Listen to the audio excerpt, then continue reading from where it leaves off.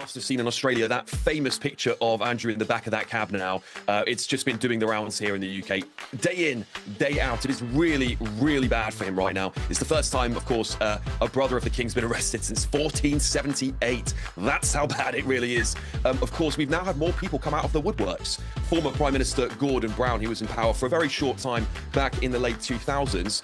It wants the police to investigate Andrew's use, or at least alleged given access to Epstein and Maxwell. Let's put it that way.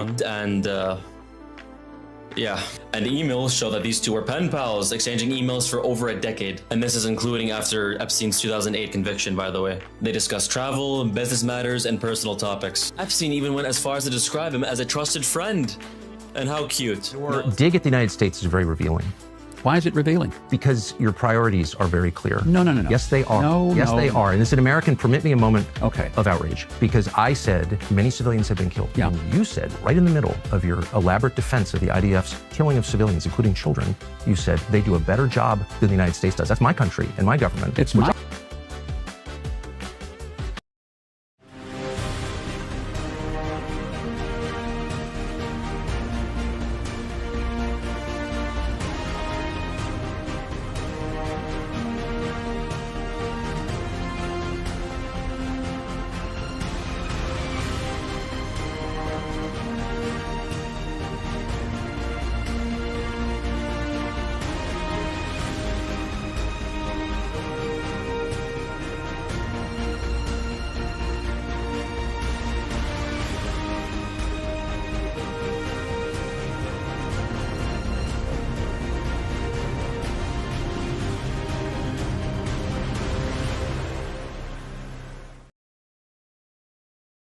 There we are. Hey guys, welcome back to Resistance Chicks. I'm one of your hosts, Michelle. It's Sunday and it's our world news program. And yes, we are 45 minutes tardy. Now, under normal circumstances, we often run tardy. This is radical acceptance. We do not hide this. This is no secret. You all know your patience and your grace is so valued by Leah and I in this area. However, we do have a small, my dog ate my homework excuse for today. There is a how do you say colloquialism? Okay, I'm usually good at words. That's not my best one. It's to coin a phrase. You know what I'm saying? Anyway, there's a phrase that people use. I've been putting out chimney fires. I've been putting out dumpster fires. Well, what happens when you have a literal chimney fire? So I'm in my room and I'm starting to smell something. And I was like, what is that smell? I am the, and let me know on the audio, first of all, before I finish this story, pause. Hold that thought, hold that story in your head. We're going to go to another story. Last night, I went live on just Facebook asking for help so that we could hone in our new audio system that was given to us by the Cantrells. It's so amazing. Big deal. Giant demons just broke from the old system that we still had from SK because I got rid of everything else I could. But that one I tried, bought 3 different things, couldn't replace it. It was like it was stuck to me like a leech. I definitely believe in monitoring spirits. Audio is good. You guys are amazing. Thank you. So last night we installed this new one. It's a different color. It's white. It's so pretty. I can show you a picture of it because I took a picture of it to send to the Cantrells. Well, it's not the greatest picture in the world, but there it is. Isn't that cool? So amazing. So exciting. We're just cleansing everything. It feels so good. I had mentioned on that live show, if anybody watched it, this is just a complete aside, that we needed new mics. We don't. Don't anybody send me mics. We're good. It's my phone that's too low. Leah's phone, it sounds fine. I thought that the audio was just, because Courtney had pointed out it's too low. And I was like, yeah, it is too low because I had trouble hearing it on my phone. If you have trouble hearing us and you can't get us loud enough, you need a new phone or a better speaker, because the new phones and the better speakers, it's fine. We're not getting new mics. I'm so sorry. All right, so back to this story. Chimney fire. Okay? Chimney fire. So I'm in my room, smell something funky. I have superhero smell. Like, it's next level. I know when something ain't right, okay?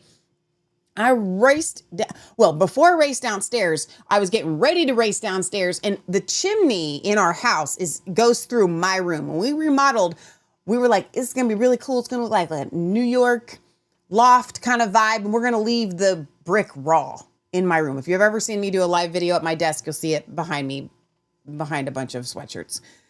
So, but inside of that chimney is a liner. Okay. We didn't have the liner for the first 2 years, but we have it now. We've had it for like the past 10. So there's a liner that goes in the chimney. It's metal, right? It's not double lined because it's in the chimney. Anyway, I digress. I started hearing some noises coming from inside that chimney. Listen, if you heat with wood, I'm here to tell you, you shouldn't hear noises like loud kind of snapping noises in your chimney. That's not good. Definitely not good. So my immediate thought was, we are having a chimney fire. I'm going to start saying it that way. Chim chimney, chim chimney, chim chim chiroo. Okay. So I raced out on the deck and I'm looking up.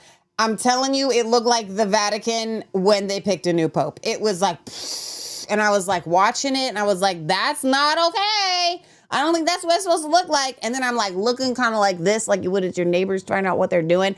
And I was like, Leah, I think there's stuff flying out of there. Now, we didn't have any fire coming up, but it was a lot of smoke and like stuff.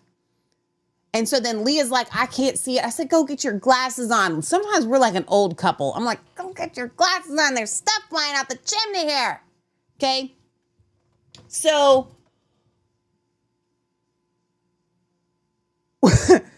Patriot Gallery is like, what's going on? And we're like, we think we're having a chimney fire. And she's like, you know, the neighbor just messaged, because Patriot Gallery is on Leah's Facebook. She's like, the neighbor girl I didn't have my phone because I just raced away without, but who needs your phone when you're having a chimney fire? Just call 911.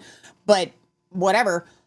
So I didn't have my phone. So our neighbor that tried to call us on Facebook didn't get a hold of me, didn't get a hold of Leah, but Patriot Gallery saw it popped up. And I was like, hang on a minute. You mean the neighbor saw this? That's embarrassing. Number one, but it's so great, right?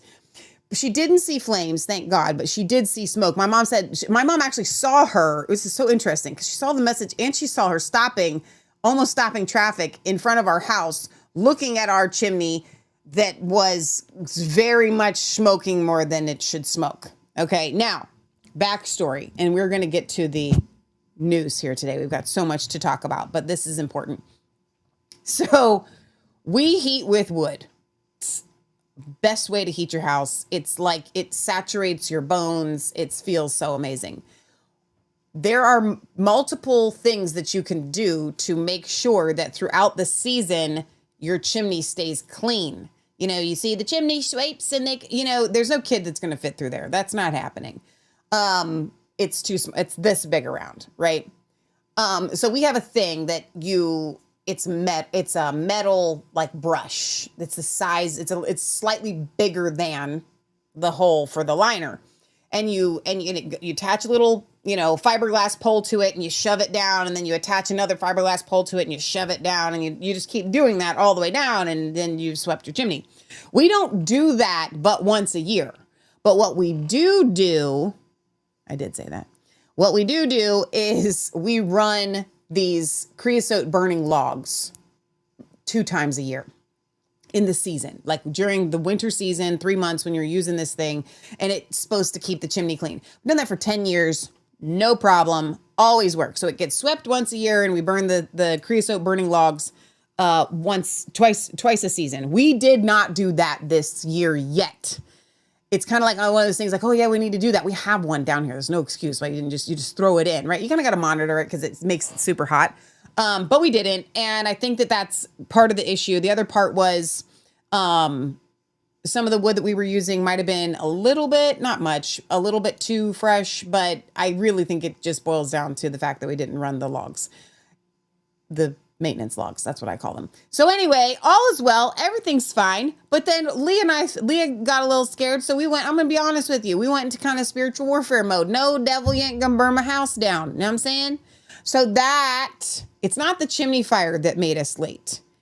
It's the spiritual warfare and praying through the fear of what could have happened, but didn't happen, that made us run late. And I can be silly about it all day long, but I'm going to wax serious, sort of. right now.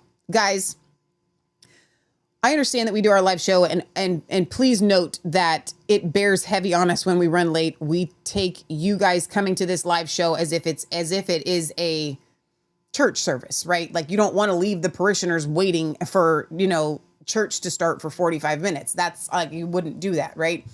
And you wouldn't say church is running late today. That we count it very serious. But at the same time, when you have a spiritual attack that comes, you have one choice, and it's like survival mode. You have to plow through it, and you have to get through to the other side. So that's what we did. So that's been our day. Welcome to the show. Everything is fine. We're all fine here. We're not running a fire right now. We have a furnace that works just fine. We're running the furnace. We did get snow today. It's extra cold. So the timing of this is hilarious because it snowed on the roof. So you can't go on the roof to sweep the chimney because we are going to inspect it. We're not now at this point that we've had the fire. We're going to run the camera. Who sent us the camera? Was that Dale? We're going to run the camera down it and just kind of make sure that everything in there is okay once it's completely cooled and all the 9 yards. So there's our news for today. Barry says, Michelle, hope your house is okay. I'm with you on the chimney liner. We didn't have one for 3 years either. Who's been burning wet or green wood when then Michelle, you're supposed to let wood season for 2 years before burning it for future reference. If you don't know, no, we do know. That's why I mentioned it. We 1000% know. It was a very small amount and we dried it by the fire first. It was not a lot. So that's why I said I don't really think it was that. But yes, we do know you're supposed to wait 2 years before burning wood, 100%. Michelle, chances are you're going to have to replace the liner, so check it before you use the chimney again. Yes, like I said, we're going to run the thing down it. If we have to replace it, we have to replace it. It's not a big deal. So there we go. That's you know what Leah said? She's like, in every movie and every television show, there has to be a chimney fire for the arc of the show, right? You got to have something really bad that happens. And why is that? Like, why is that's what we have to watch? Like, something bad has to happen in order for it to be rectified. And then that's what we all watch. You know why it is? Because we all like to watch things being fixed. So it is going to be fixed and we're all fine. Glad you're all safe and the soundboard protected too. Amen. Hallelujah. All right. So Courtney, there you are. She says, whoa, fire. What did I miss? I know. She put a fire emoji. Oh my gosh, that's so funny. Hi, besties. And then she put a fire emoji. That's so funny. You do not stink. You're awesome. If you guys aren't subscribed to Courtney Allen and her podcast, please do so. She is absolutely amazing. So anyway, Courtney, thank you for being here. Audio is good. We've had it all checked out. We had a chimney fire today, but everything is fine and we're all okay. The worst of it, I think, is that A, we might have to replace the liner, and B, my room stinks to high heaven. Like, it smells really bad. So we have the air purifier up there because, it smells like burnt tar upstairs in my room. Okay, so speaking of fires and putting things out, fires. No, I didn't think you meant anything about it at all. That's really funny. Prince Andrew. Now, listen, I have the professional in the chat here today. Barry, for those of you that don't know, is our resident UK person. We have several, but Barry's the one that sends us a ton of stuff for the show. So we're going to go with Barry today. And Barry told me, because when I posted the other day that Prince Andrew had been arrested, several of you were like, not Prince. He ain't no prince no mo. Don't call him no prince. Yes, we all know that his technical title has been revoked, but Barry tells me he's still called Prince Andrew. So, just saying. And Barry also says he is still 7th in line to the throne. Super interesting. That's weird. Then what's the point of having is it the Royal Highness part that gets taken away? Is that like the H&Rs? Is that what you call it, Barry? So anyway, he was arrested. Now, we all had hoped, and everybody had hoped, that he had been arrested because of pedophilia, right? Like, dude, you are found in these files in compromising positions with what appears to be young ladies, and there's a lot in here in these emails that seems to implicate. We were hoping that would be why he was arrested, we're going to get into why and he's been released, by the way. We're going to get into the actual why he was arrested, and it's not as great as you think it is. So that's kind of a letdown and a disappointment. But what was not a letdown and a disappointment, at least for popcorn eating, was the very spicy interview between Tucker and Huckabee. Like, I have watched, you guys have too, like watching a train wreck, kind of like this. Like, how do you do that? You're peeking out. Clips. I have not watched the whole thing. I don't know if Leah's actually managed to get through the whole thing either. You did. And I'm actually super surprised that Mike Huckabee agreed to do the interview, but not because, as Tucker said, like, he's been friends with Mike Huckabee. And that's where this whole thing gets really interesting to me. Because for those of you that don't know, Mike Huckabee is the ambassador from the United States to Israel, which means that you can't call him the Israeli ambassador, because that's what you would call the ambassador from Israel to us. But the autocorrect kept wanting me to fix it to say Israeli ambassador. He's not. He's the ambassador to Israel. All right. So,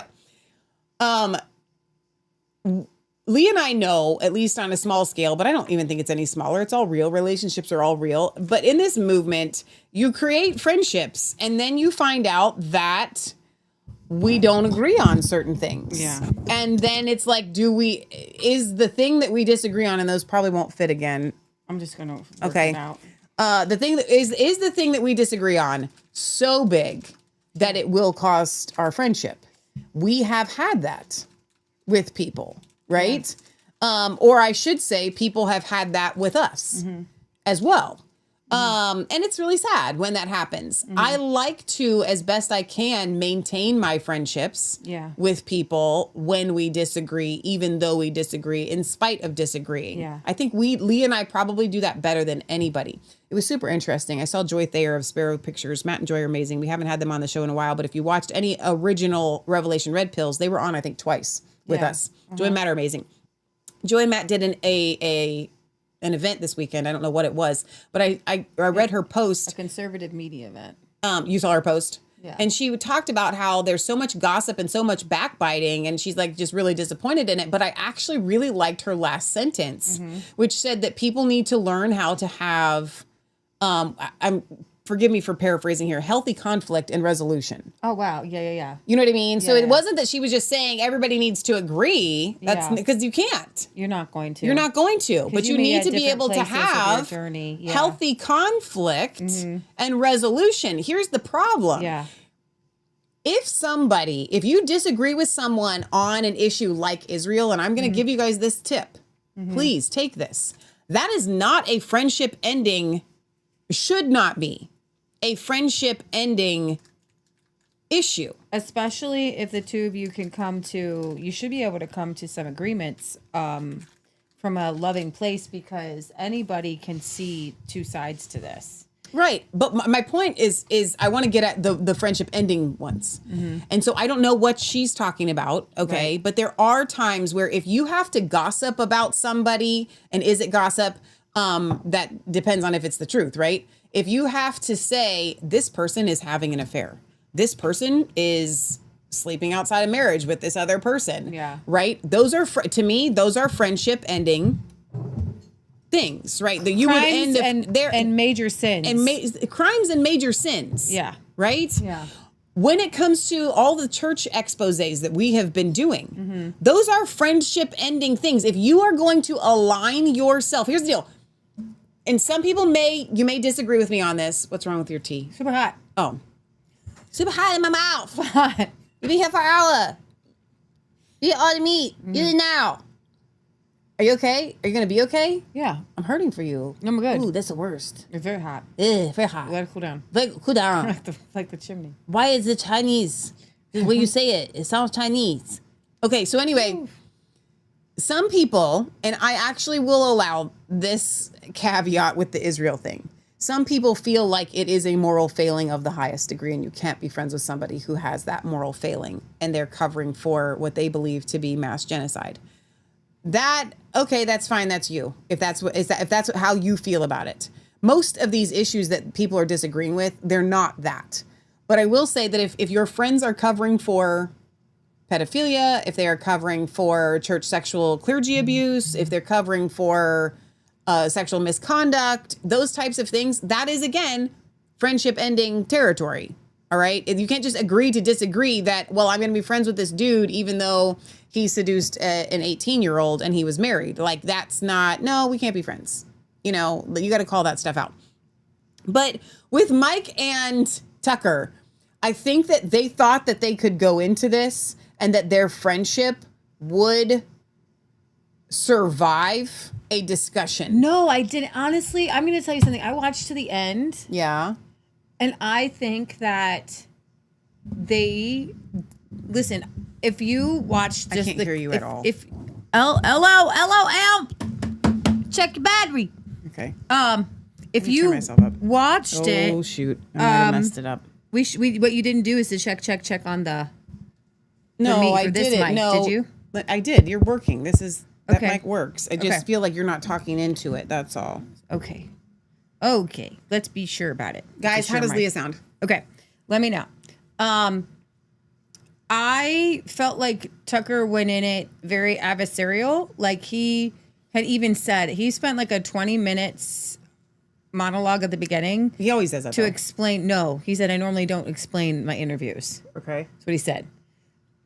But he said I had to because of the way this went down. It looked like people on the internet were saying that I just was too cowardly and I stayed in the airport. And so he was giving this whole big rundown on what happened and how the Israeli government interrogated a few of his producers and were asking questions you wouldn't ask.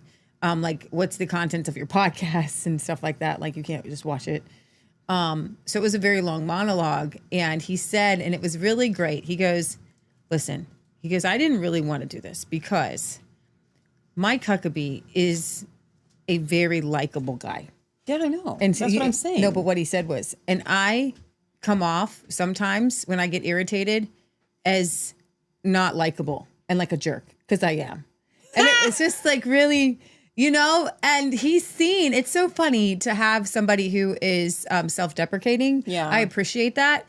You never, unless you're friends with somebody, you're not going to hear their response to somebody's clip of them. Yeah. So there were clips of Tucker recently, like when he was doing the whole Charlie Kirk tour for Charlie after he died. Yeah. Where he was No, like, he was really he was awful. rude and awful. Yeah. And I think that he watched those back and was like, I am. Like, that's not he. And you know what? He said, I don't want to appear that way. Yeah. So he said, he said this, he goes, I think I did. I want to make sure that I come across as like kind, you know, and not a jerk. Yeah. And he goes, I think I did that. Because he goes, sometimes when I get really annoyed, I lose my temper. Yeah. And he's like, he's so funny. He's like, he's going to look better than me because he's just a likable guy. Like he knows Yeah. how to roll with things. Right. Probably better than other people because I will tell you this. I believe that Mike Huckabee is a real Christian who really loves God, Yeah. who really loves Jesus, who really loves his family. I would trust him with your grandchildren, like to go get ice cream. That's what I'm trying Like, to say. He's not a weird Mike Pompeo, Exactly. psycho guy, CIA. Like he's a real Christian guy who is a Christian Zionist. It's in his blood. It's in his beliefs. And I would say this: 5 years ago, 4 years ago, 3 years ago, maybe 2 years ago, I would give the same responses that Mike Huckabee did to Tucker. Okay. So that's why I feel that we need to come at this not from a place of attacking each other. Like, why don't you see this? Right? If somebody is under a belief system, you can't argue them out of it. You can't force them out of it. So here's the difference. So Mike Huckabee, in his belief system, he does have truth. He's not in a cult. Okay. He has some truth on the Palestinians, on Hamas. Like we have spent, I would say, 9/10 of our show on the Huckabee side, explaining that these Muslim countries do not allow Christians. Yeah. Okay. They are not safe for you and me to be in. And that Israel is the only place where Christians are safe in the Middle East. Now, Tucker brought up other things like Christians being persecuted, Christians being spat upon, Christians in Bethlehem who are actually I did not know this. There are 3 areas. So, and I could let Huckabee explain this, but this is really interesting. So there's the Israeli area, there's A, B, and C. And so the Bethlehem area, there are no Israelis living there, but the Israeli government does run security. Like it is Israel, but there's no Israelis living there. Okay. A lot of people complain that there are these massive checkpoints for a person who's living in that Bethlehem or Palestinian area. And then there's the C, I think, is the Palestinian territory where it's just run by the Palestinians. Okay. So in the area and those B and C areas, you have to have a permit to get into Israel. And Tucker was interviewing a Christian whose family's been there forever, and he can't get to the Church of the Holy Sepulchre without a permit. He can't just like you and I just drive to Utah or something, you know? And Huckabee explains that before that, there were 1,000 suicide bomber attempts a year. And so then Tucker pushed back and said, yeah, but from a Christian. And Huckabee pushed back and said, well, what if people lie and say I'm a Christian just to get in? Like, this is, unfortunately, I'm gonna, like, I was watching this as like almost a boxing match where Tucker landed a few good hits. And it wasn't until the very, very end where Huckabee won on those points. Like, and Tucker kept saying, you're not going to get me to be an apologist for Hamas. And Huckabee's like, okay. So unfortunately, sometimes you go around and around in circles and you end up at the same place that you were when you started. Yeah. And I think that that's kind of where they both landed. And that's where both of them, and I would hope that Tucker would realize this. Tucker, I'm sorry, but you can't allow anybody from the Palestinian area through into Israel. Because just like we can't allow people just to come over the border of Mexico. It's the same thing, unfortunately, because the Palestinians have raised their children that if they go over to Israel and they become a martyr, you could make 10 grand just by going over there and doing something. Like your whole family could get a perpetual stipend for the rest of their lives for you doing one thing. Like, there's a lot of pressure on that. And that is not the case with the Israelis. So, but we're going to talk about the Israeli side. We're going to talk about it from a spiritual side and a secular side. And this is last thing I'll say. I shouldn't have to do a show on this. This isn't my country. I got stuff to do. You know what I mean? Like, this is world news, so we're going to cover it, right? But what Tucker kept saying was like, okay, fine. Like, I'm going to sit down and I will talk to Israelis on this. And I will say, hey, what are your points? And we'll talk to the Palestinians. Okay, what are your points? And I don't really want to negotiate with the Palestinians. I'll be honest. It makes me, right? Like, I think the Israelis could definitely negotiate, and they have negotiated. But at the end of the day, the reason why most Americans are upset is not because of what's happening over there. Like, we don't want Hezbollah. We don't want terrorists. We don't want that, right? We also don't want to be involved in spending money in another country. As Tucker pointed out, they have universal health care. They have a better standard of living. But we're sending them money and they're not sending us money. Right. And I think that, to me, that's what it boils down to. I don't think that anybody should, not even can, should try to argue a side between Israel and Palestine. like to me, because I think it's one of these things where it's like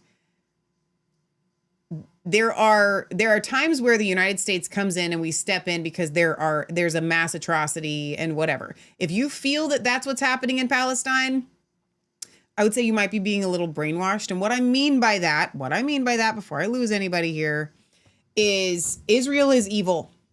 I believe they are. Like I don't want to lose any of my, Zionist friends here either, but I'm just be honest. They don't have Jesus.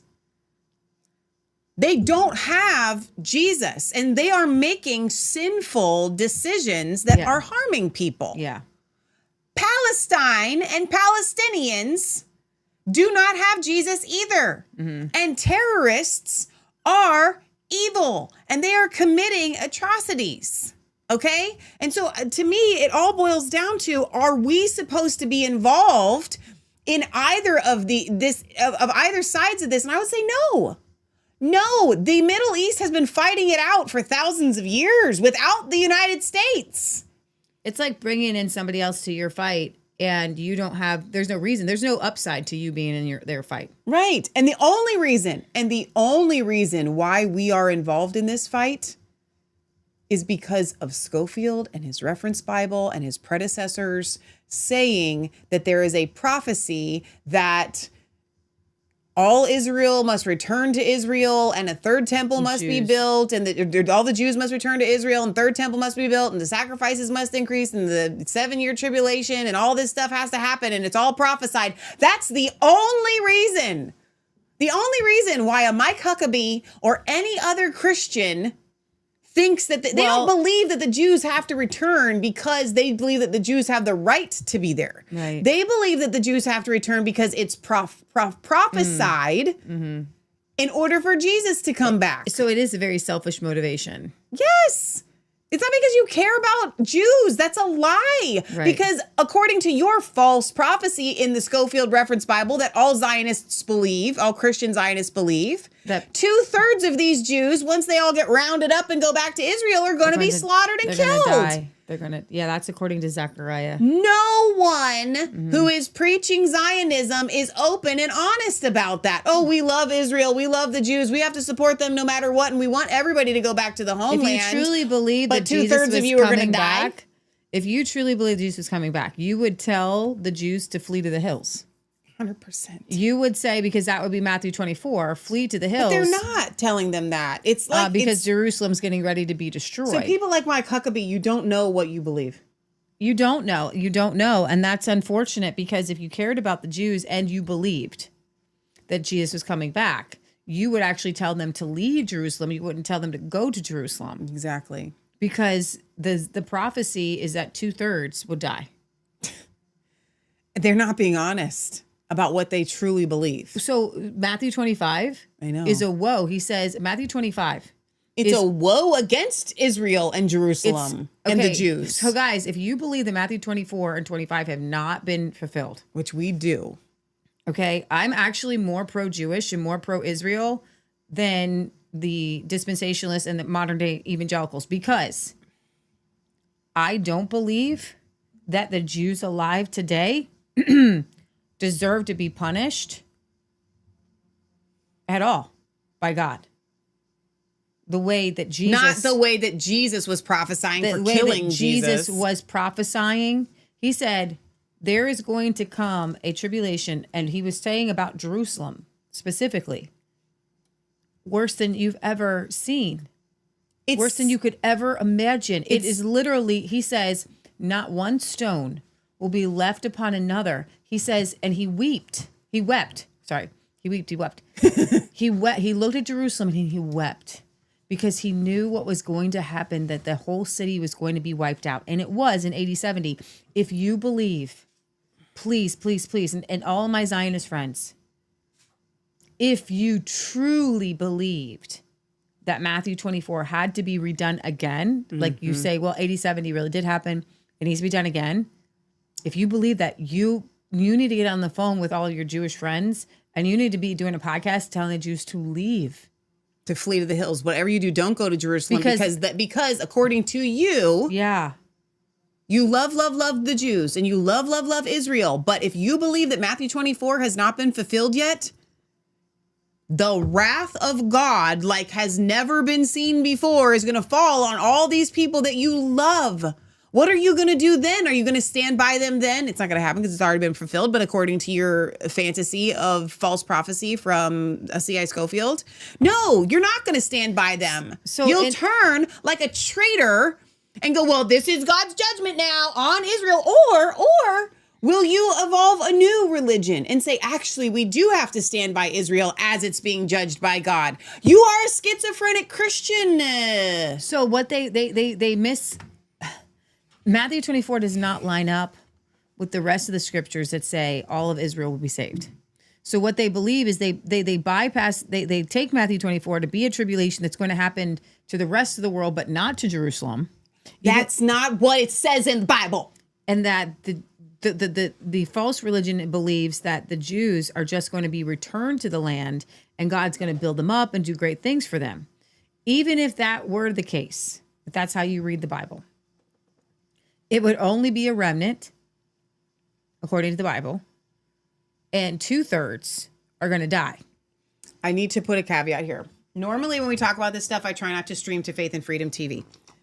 Nothing that we say represents Blessed Teach and Rick and all the things. We should have waited to do this on the second half of our show. I'm so sorry. I don't normally, I try to be super, super, super respectful. We are not in the camp of anti-Zionists, the way that what I From believe the river to the sea, the people people that have the mind worm. We are also not on the other side of the suit. Lee and I think, I hope, that we thread a very fine needle of truth that I think essentially we're saying both sides evil, both sides need Jesus, and that's the point. So do we have to say both sides evil? Because like I don't say that. I say both sides are nuanced, that there's a lot of gray areas, that just like any other country, I'm not going to say Sweden's evil or France is evil. You know what I mean? Like, okay, I'm not well, gonna I guess say I that. should say the Both ruling sides are powers. I do believe. I do believe the ruling powers of Israel are evil. I think that their government is corrupt to the core. Yeah, but I don't like to use that word only because I feel like there's a lot of countries and everybody calls everybody evil. Forgive like that I Saudi said Arabia evil,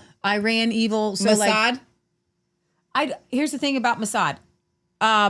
Mossad I don't is need like to pin you our, to anything. I think they get what we're saying. I get what you're saying. We don't need to get into it. We want to cover the news today. My point is, I want to be super respectful on Faith and Freedom TV because of so many of you over there. I would not have streamed this to that platform if I had known this is where the conversation was going to go. I just want to be super respectful. But I will say this. There are a lot of people, and we're going to get to some of the clips later, who say that Israel is not the Holy Land. Of course, you can call it the Holy Land. Like it's like the epicenter of all of Christianity. It's where God blessed the land. Okay, what He did though was then bless. He didn't like take the blessing off of that area. He just expanded it. Mm-hmm. And I feel like that's the discussion that we're having. And I do see a lot of hateful people who are like, it's not the Holy Land anymore. It's like, because they're saying that God's presence isn't just there, or God's presence isn't specially there. I believe that there are very, very holy, sacred sites that where God did something, it's a holy site. And I believe angels are there at holy sites. And I think that that's why you set up memorials at holy sites. And I think that just like with the Pilgrims and the Forefathers Monument, like it's a holy site. And Lauren says all governments are evil. Fact. There you go. That's good. Thank you, Lawrence. So let's go to somebody that I think we can all agree on is evil. Leah. Prince Andrew? Oh, yeah. Okay. Well, I look at your tabs. You know what I'm saying? I look at what you have on the screen. I'm like, hang on. I got a Trump clip up. Trump's going to weigh in on Prince Hunter Biden. What is it? Mount Biden? Did you just say, hang on, wait. I can't move forward. I cannot move forward. Harry Biden. Don't do that again. I wish I had a way to rewind. No. You just said Hotter Button. What is it? Mountbatten. Is it just Windsor? Mountbatten. Windsor. Like hit with the bat in a ball. Mountbatten, Windsor. And thank you to Sherry for reminding us all now, because again, I was picked on by so many of you that said that he was not a prince. And I was like, if I had posted Andrew Mountbatten Windsor, or just Andrew has been arrested, you know, my hopes would have, if somebody else had put Andrew had been arrested, my hopes would have been up for Andrew Tate. So America, Gotta clarify. Everybody knows American sources are calling him the Mountbatten. ex-prince, but British sources are not.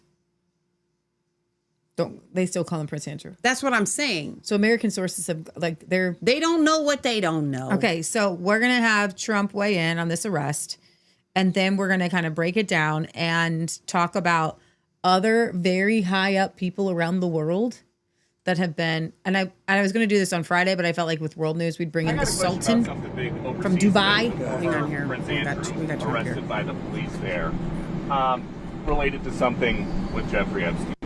Do you think people in this country at some point, associates of Jeffrey Epstein, will wind up in handcuffs too? Well, you know, I'm the expert in a way because I've been totally exonerated. That's very nice. So I can actually speak about it very nicely. I think it's a shame. I think it's very sad. I think it's so bad for the royal family. It's a very, very sad. To me, it's a very sad thing. When I see that, it's a very sad thing to see it and to see what's going on with his brother, who's obviously coming to our country very soon, and he's a fantastic man, the king. So I think it's a very sad thing. It's really interesting because nobody used to speak about Epstein when he was alive, but now they speak. But I'm the one that can talk about it because I've been totally exonerated. I did nothing. In fact, the opposite. He was against me. He was fighting me in the election, which I just found out through the last 3 million pages of documents. I got a question. What are your thoughts on that, Leah? This is the ultimate of narcissism. It's got to be about me. Well, I can talk about it because I've been completely exonerated and what? Trump, that was not the question that Peter asked you. He was asking whether other people are going to be arrested here. That wasn't, what did I just watch? Do you think that Trump was hiding some of this in the beginning, or how did we not see it? I don't know. He kept saying that there's no list, there's no names. It's a Democratic host. No, I mean the narcissism. Hiding the narcissism? Oh my gosh. No, what I mean is this level. Like, how did we miss it? It was always in our face. Every second of every day, every Trump rally is it is an ode to narcissism. But that was It's pretty about on the nose. me. It's always about me. Well, it was kind of like with Charlie Kirk. Remember when he died? And he's like, hey, what about my ballroom? Well, that's so bad. It was really bad. That was really bad. So Prince Andrew has been arrested. I'm going to play that clip. What I found more disturbing. Now, there was some hearsay that went around about torturing kids and torture. I'm not going to bring you that story because I haven't been able to corroborate that. When it comes to these Epstein files, I'm going to do my best to bring things that are solid. Doesn't mean that I prove Substantiated. something. But whatever the fact is, I want the fact to be 100%. substantial. Like it's a real email. Yeah. This person really went here. Okay, hearsay doesn't help unless it's from a witness like Virginia Guffrey or an actual, victim. Mm-hmm. Okay. Now, this is disturbing, and so I'm not going to show you the picture. I'm just going to try my best to describe it. This is true. Okay. There are bizarre photos with Prince Andrew, and I'm just going to let me say Prince Andrew, with a child. That ball, there's a ball here. And I guess you could probably show it because it's really blurred out. Wait a minute. It's in the shape of a breast with a nipple on it this big. It's You a have boob. this article up? It's a. Or is this they're new? calling it a boob ball, and I'm sorry, it's the only time I'm going to say it. New article? It is. I did just bring this one That's up. fine, I'll pull it up. Yeah. So newly revealed photos show then Prince Andrew playing with an infant using a ball made to look like a woman's. The photo shows Andrew Mountbatten Windsor in 2011 when he was still a favored prince and Duke of York, down on all fours at his home in Windsor, playing with an unidentified young boy, according to TMZ, which obtained the pictures after Andrew's shocking arrest. So these were in the files? No, I don't know how they obtained them. No, they're not in the files. What looks like an innocent moment takes an inappropriate turn when it becomes clear that the ball is made to actually look like, and with a fake sticking out of it. In one snap, the boy bends down to pick up the bizarre object, and you can see the photo surfaced Thursday, soon after Andrew was released from 11 hours of custody following his dramatic historic arrest for suspected misconduct in public office. And that's what's happening with the Sultan from Dubai and this guy from is it Sweden or Norway? You're gonna forgive me. One of those Norway. countries, Norway. No, it's a woman, Mona Null. No, it's a man. Lol. It's a man with a woman's picture, but it's a man. It says All the his pictures home. I could find of her were female. But Mona. it says his home. Her name is Mona. She's a female. Okay, well, it's very hard to get Google to help me with these actual things. We'll get it worked out by the end of the show. So we can. I'm not screen sharing. Yeah. Right now, do you want me to screen share this picture? No, it's too disturbing. They can find it. The photos surfaced Thursday, soon after Andrew was released. Take it off the pic. I can't handle it. From 11 hours of custody following his dramatic historic arrest for I could show this one because it doesn't show the suspected misconduct in public office for allegedly giving confidential documents to Jeffrey Epstein. The photos were taken before Andrew, the older of the two younger brothers of King Charles II, was stripped of his royal duties and titles over the scandalous ties. The disgraced ex-prince has faced numerous investigations. He was arrested Thursday on his 66th birthday. I know. After documents from the latest Epstein files suggested Andrew gave Epstein confidential files that he only had access to as UK trade envoy. And that's the big issue that he was arrested over. It was not because of unfortunately, this. Right? He was taken into custody after, and he can't be because supposedly the Queen helped do a payout for Virginia Giuffre. So they knew that much, right? That would put the Queen and King Charles in like legal jeopardy if they arrested Andrew over the thing that they paid to cover up. Yeah. You know what I mean? Yeah. So, and actually King Charles is caught up in this. He's caught up in this cover up, right? So he was taken into custody after a small army of officers suddenly swooped into the Sandringham estate in eastern England. Very interestingly, we could play it, but I don't have it up. In May of last year, James O'Keefe had a honeypot for a man who supposedly lived with Sarah Ferguson for 5 or 6 years. Okay. And says that those kids, even though they're not his kids, he goes, I raised those kids. Those are my kids. The girls. Yeah. Very strange. I didn't know that. Yeah, that is interesting. The royal family gave no advance to Andrew that he would be arrested. So it's funny because how do you get something like this? This is obviously a sex toy, right? The fact that somebody brought it out and was like, "Oh, we have a kid here. Anybody have a toy for a kid? Oh, I have a toy for a kid. Wouldn't this be fun?" And then he gets down on the ground in some sort of like crouching tiger, hidden dragon type move, and it's very disturbing. The one picture that we did not show is the most disturbing of him over a child laying down. This one? No, I shared that one. Okay, yeah.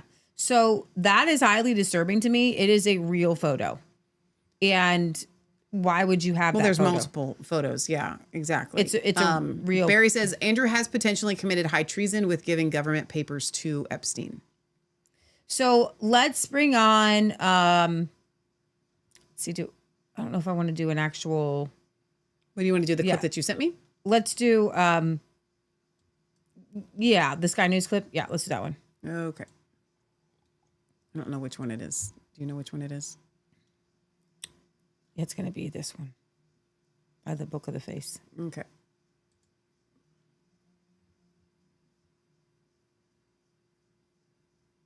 Fallout from the arrest of Andrew Mountbatten Windsor continues.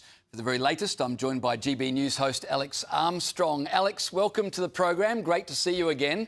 What's the latest on this case? Andrew's been arrested, but then released and questioned after questioning. No charges at this point, though. Yeah, James, great to be back as ever. No charges, but of course, you must have seen in Australia that famous picture of Andrew in the back of that cab now. It's just been doing the rounds here in the UK. Day in, day out. It is really, really bad for him right now. It's the first time, of course, a brother of the king's been arrested since 1478. That's how bad it really is. Of course, we've now had more people come out of the woodworks. Former Prime Minister Gordon Brown, he was in power for a very short time back in the late 2000s. This is so gross. It wants the police to investigate Andrew's use, or at least alleged given access to Epstein and Maxwell, let's put it that way, to Royal Air Force bases. Now, of course, this is pretty damning if true. Now, the former Prime Minister says he's got emails, he's got evidence to give the police. Well, where have you been, Gordon? This has been going on for ages now. So at least he's finally decided to come forward and give some evidence to the police to help their case. But it does beg the question where all these people have been for a very, very long time. Well, you don't come out against the monarchy, right? Beyond Andrew at this point as well, James, because the king is now getting embroiled in this too. He's on the front page of the Daily Mail with accusations that he too knew about Andrew's, what they're calling dodgy activities, all the way back in 2019. So this is just blowing up here every single day. I can't tell you how bad it really is, James, because it's just getting worse all the time. Well, talking of Gordon Brown, you say, where's he been? Where's Sarah Ferguson been? According to media reports, she's been staying at a $24,000 a day wellness clinic since the most recent batch of Epstein files landed. Is that correct? A day? It is indeed. Well, we know from Swiss sources that she's been staying at this luxury resort in Switzerland because she was, quotes... Wait. Just did they say $24,000 a day? Hang on. Is there anybody on planet Earth that can afford that? Like, I mean, assuming you're staying for more than 5 days. Like, what? Hang on. $100,000 Who got that kind of money? every 5 days? No. Holy Well, Moses. she got money Where'd from... she get this money? Well, Epstein did pay her. No, she has all those... She was in, like, she had, like, Target stuff, and she sold things. Yeah, but, like, it adds up pretty quick to get $1 million. Money?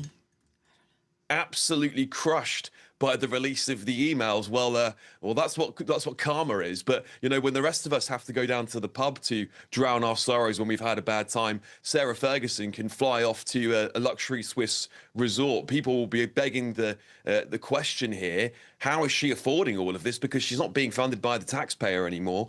And I think it's just another bad look for a family who should be feeling some punishment for their role in this, are seemingly still living in luxury. Let's not forget, Andrew is being put up in I think it's a 7-bedroom house, and he's called it a shoebox. So I don't think the British public, and I'm sure the Australian public, will feel like they're really getting the punishment they deserve. But of course, if any convictions come after this, it will be the most incredible scandal to engulf the royal family since probably the Civil War here in Great Britain.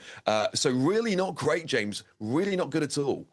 Of course, the British media are also reporting Andrew's daughters are set to hold crisis talks this weekend with the King. Aside from the obvious emotional impact on the princesses, I can't imagine what they would be going through. But what does Andrew, their father's arrest and potential conviction mean for them? Well, look, we know that a future King William wants to slim down the monarchy. So they will be extremely worried that William is going to start removing family members from basically royal duties, which would, of course, remove all of their tax incentives and a lot of the money that they have, of course, from the British taxpayer as well. They'll be extremely worried that they're getting dragged into this case, which, you know, inevitably they are, because there are reports from the Epstein files that show the sisters, or at least one of the sisters, was still using his private jet when she was 19. Now, of course, she's still a young woman at that point in time, and it's difficult to say whether she has any responsibility for this, James. But again, the whole family from top to bottom, all of the Yorks are engulfed in this in some way. It's impossible for them to escape it. Now, King Charles has been said to be fiercely protective of the sisters, but I don't think it's going to fly with the British public. I really don't. They want royal blood at the moment. I can feel it, James. I feel like we're getting back to Revolutionary era Great Britain.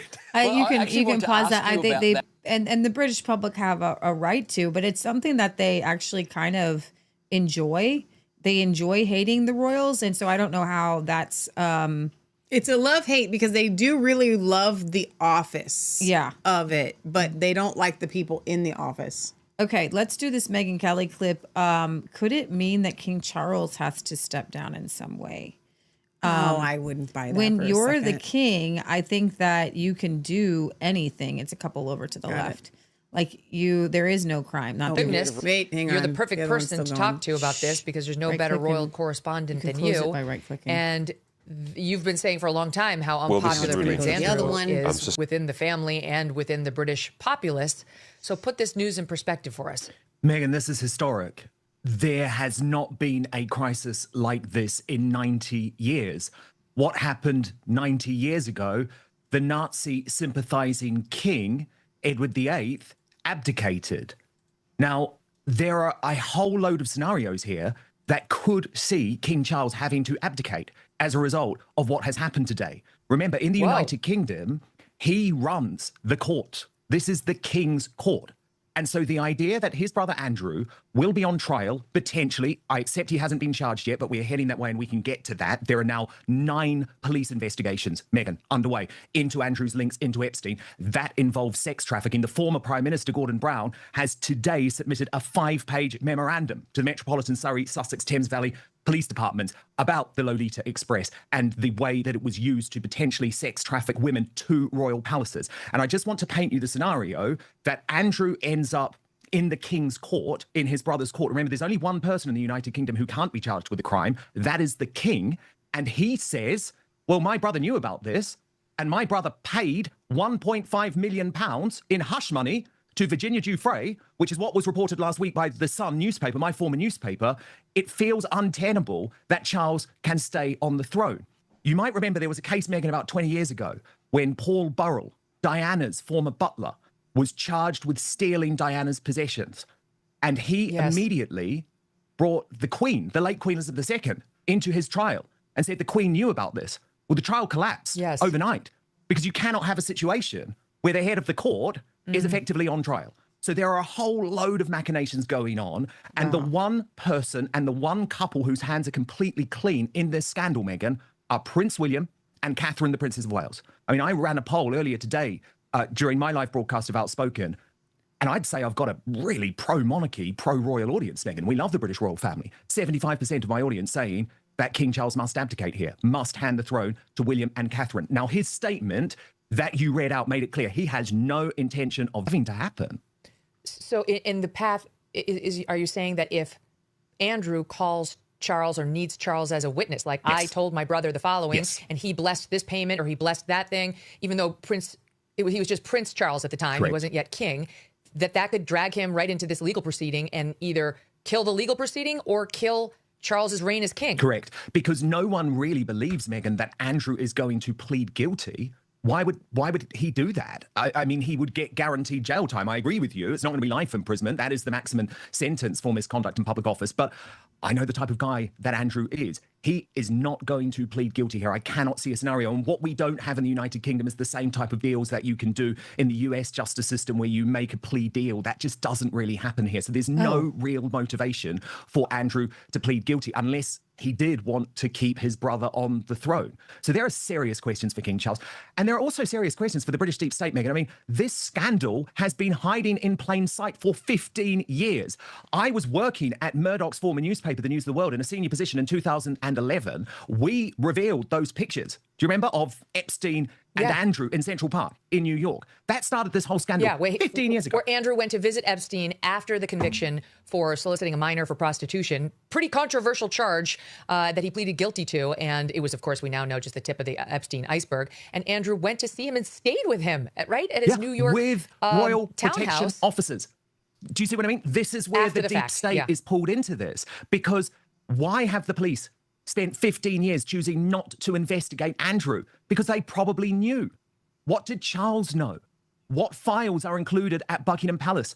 We're literally in unprecedented territory, Meghan. And just to give you a bit of colour about what's happening today, because we really never thought we'd see anything like this, there are currently 2 teams of police on the King's estate searching the King's property. So we've got Wood Farm in Sandringham, which is where Charles forced Andrew to move. But that used to be the home until his death of Prince Philip, you know, the late Queen's husband. So there are police currently searching that property, but there are also currently police searching Royal Lodge, Andrew's former home in Windsor. And that's on the Windsor estate, just a couple of miles from where William and Catherine live. So this really is totally unprecedented. And Look, the one person, as I say, what kind who of has his hands relationship clean do is William. Andrew and Charles have? How do these brothers get along? Well, not great. Andrew has always been a bit of a buffoon, but the problem for Charles, Meghan, is that it was him who decided to bring Andrew back into the royal fold. So you'll remember the relationship between the late Queen and Andrew was really close, right? She viewed him as She loved him. Yep, she adored him. She never believed these allegations. I spoke to people very close to the late Queen who insisted to me the late Queen always believed that Andrew was innocent. However, the big problem for Charles is that the Queen, despite feeling that way, had completely banished Andrew from public life. She had stripped him of his titles, stripped him of his royal duties. But it was the King who made this unfathomable decision to bring him back into the fold, to allow him to attend Christmas at Sandringham. You know, that is the #1 photo opportunity of the year. He even was allowed to bring his ex-wife, Fergie. There were memorial services where Fergie and Andrew were the most senior members of the royal family to attend because Charles, he's quite a woke guy and he believed in this concept of forgiveness. Whereas you've got William, who has been saying, Meghan, and I'm not doing William's PR here, this is honestly a fact, he has been saying for 7 years after that car crash Newsnight interview with the BBC, where Andrew made a fool of himself, and by the way, told a tissue of lies. I mean, almost as many lies as Harry and Meghan told to Oprah Winfrey, right? Like, we know that now. And Andrew William 7 years ago said, Andrew's got to go. He's got to go. He's got to be banished, just like just like Harry and Meghan have to be banished. So for 7 years, Charles made a big mistake. And I also do just want to defend Queen Elizabeth II here, because a lot of people in Charles's court at Buckingham Palace are now trying to throw the late Queen under the bus. Meghan, she was 94 years old and she was suffering from terminal blood and bone cancer, something that we chose not to report at the time. She effectively had handed on the monarchy to Charles, who was operating as a regent. So when this payment of £12 million was made to the late Virginia Giuffre, it was Charles who had to make that decision. Wow. It was Charles who had to Bailing sign it your off. brother And I think out. it's really Gotta do grim it. blaming a 94-year-old with terminal cancer for Yeah, that I decision. think that's not fair to.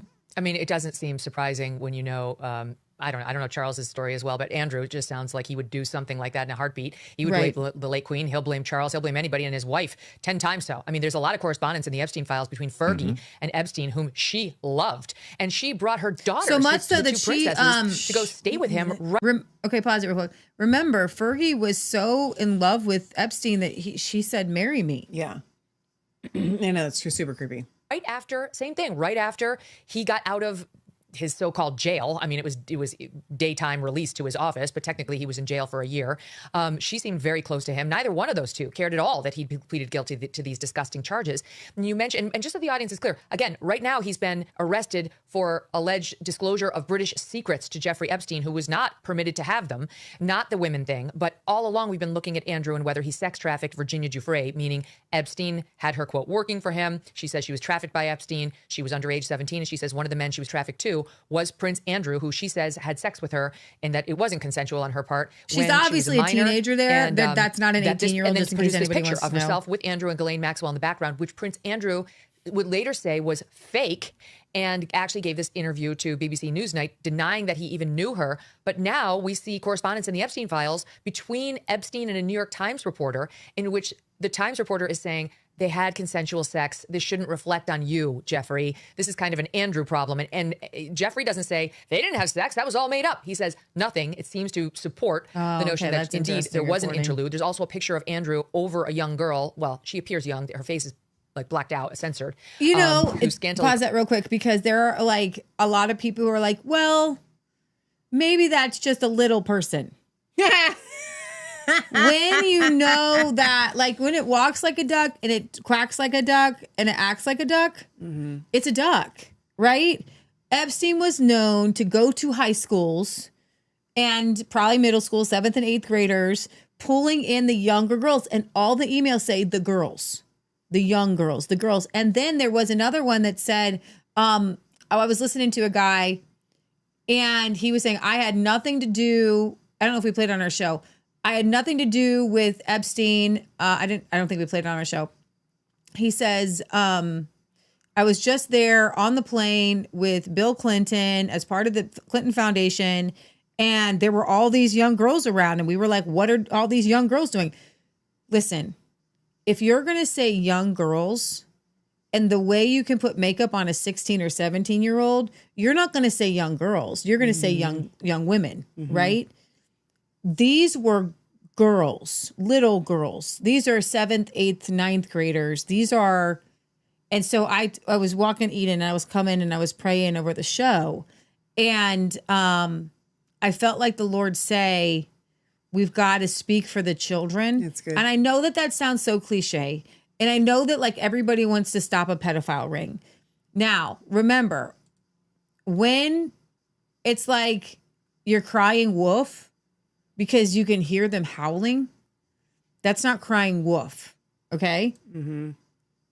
Now we're seeing the carcasses of the wolves. We're seeing body parts. Yeah. We're seeing that the wolves have been doing something because these emails are showing us that Jeffrey Epstein in his will left $10 million to this person's kids. Wow. That the Sultan, I said this to you on Friday, there's got to be multiple Jeffrey Epsteins.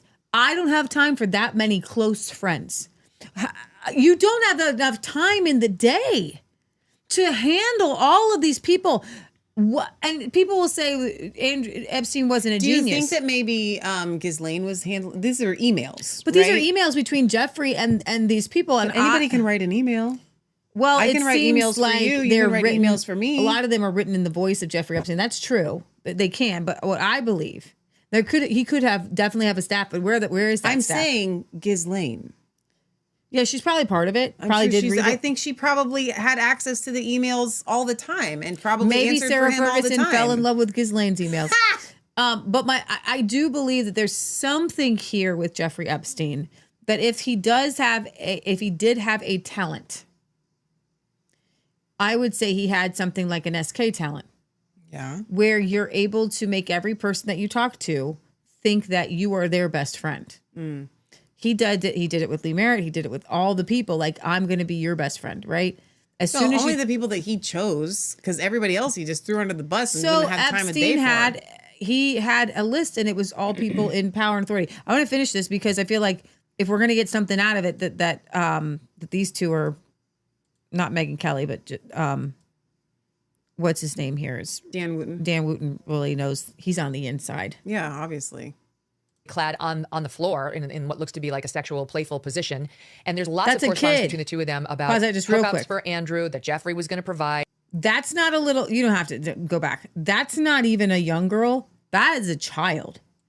Well, I mean, I don't know. Is just as a reminder, here is what Andrew told BBC Newsnight in SOT 2 back in 2019. July of this year, Epstein was arrested on charges of sex trafficking and abusing dozens of underage girls. One of Epstein's accusers, Virginia Roberts, has made allegations against you. She says she met you in 2001. She says she dined with you, danced with you at Tramp nightclub in London. She went on to have sex with you in a house in Belgravia belonging to Ghislaine Maxwell, your friend.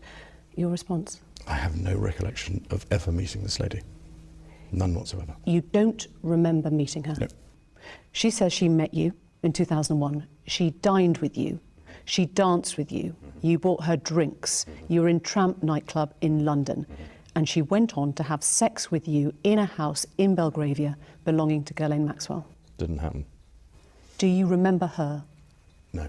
I have no recollection of ever meeting her. I'm convinced that I was never in Tramps with her. There are a number of things that are wrong with that story.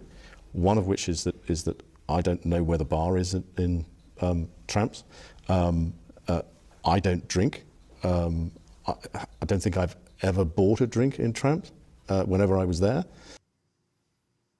It was just the most pathetic denial, Dan. I'm convinced I was never there. I don't think that's not what a truth teller sounds like. If I said to you, did you ever have sex with Virginia Giuffre, formerly Roberts, in this bar and buy her drinks beforehand, you'd say, no, it never happened. 100%. And the problem is, Megyn, for Andrew, is that we now know that these were lies because we've seen all the back and forth between him and his team and Ghislaine and Epstein, where they even admit that the photo was legitimate. Whereas you say they admit that there was consensual sex. And even more grim was the fact, because remember, Andrew told Newsnight that he had actually cut contact with Epstein after that meeting in Central Park. he was still sending Epstein emails, including pictures of his daughters at the time, sort of in their late teens and early 20s, to a pedophile. You had Fergie, who apparently was in love with Epstein and may have even had sex with Epstein, talking about the fact that Eugenie, her youngest daughter, was off on a shagging weekend. And the problem that Charles also has is that he allowed Beatrice and Eugenie to keep their princesses' titles. They are still Princess Beatrice, Princess Eugenie. And there is new reporting today, Meghan, that actually they may be questioned under caution by the police, that Fergie may be questioned under caution by the police. And of course, we're in this position where Andrew also remains in the British line of succession. Okay, he's 8th in line to the throne, but is that tenable? Oh my goodness. Disputes, inflation, rising. So that is amazing. And that was a really great clip. I'm glad that we watched the whole thing because, and Barry, I'm going to read your comments here in a second.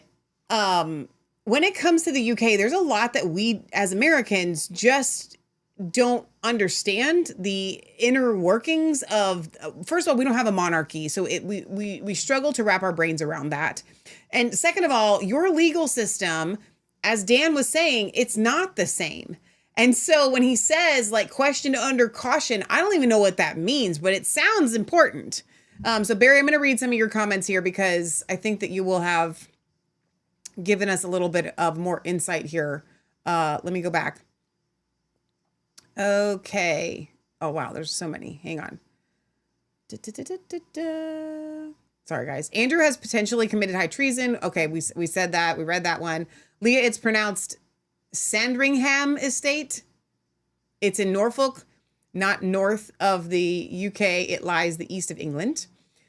I have Wiggins says, I have a stovetop that I can boil water on, but I can't condense the room size here to make it effectively warm. I get that.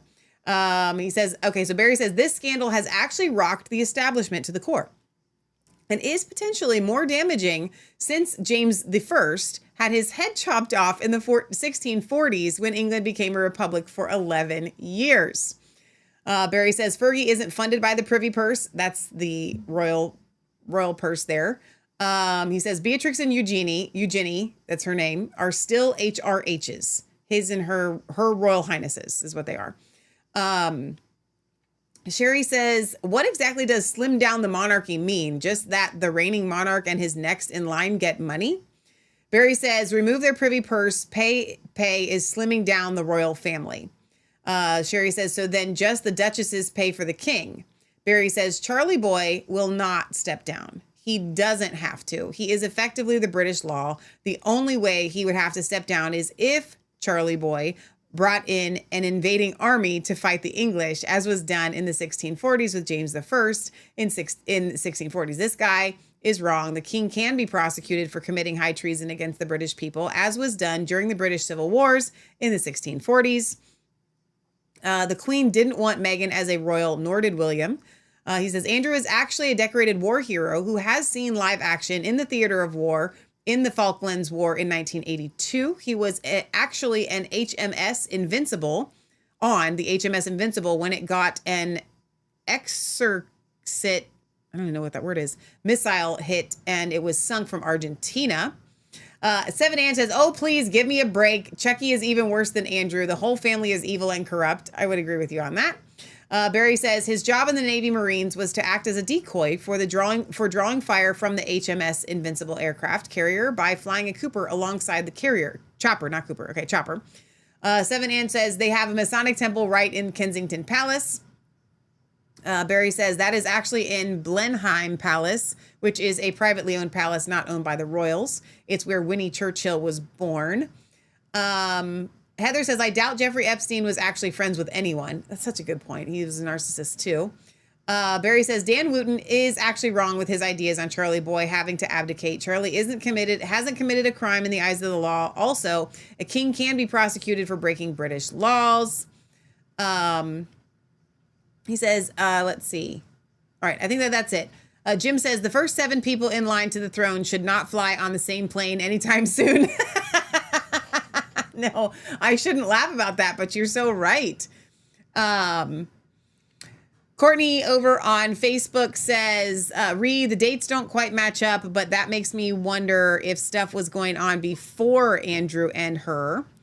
She says, I've heard a lot of people, to the comment before. I've heard a lot of people say Andrew is who had Diana axed because she knew. I don't know that, obviously, but I've read that. And then she says the dates don't quite match up, but it does make you wonder what was going on. And that's really true.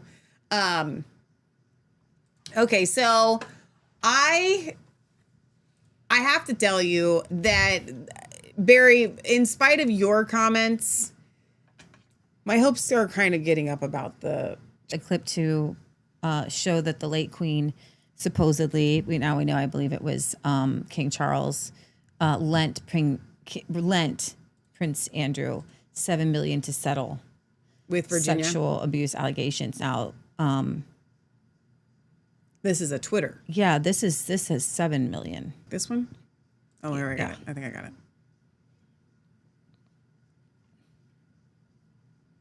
Well, talk amongst yourselves. Of course, it doesn't want to play. I can't even refresh it. It's frozen.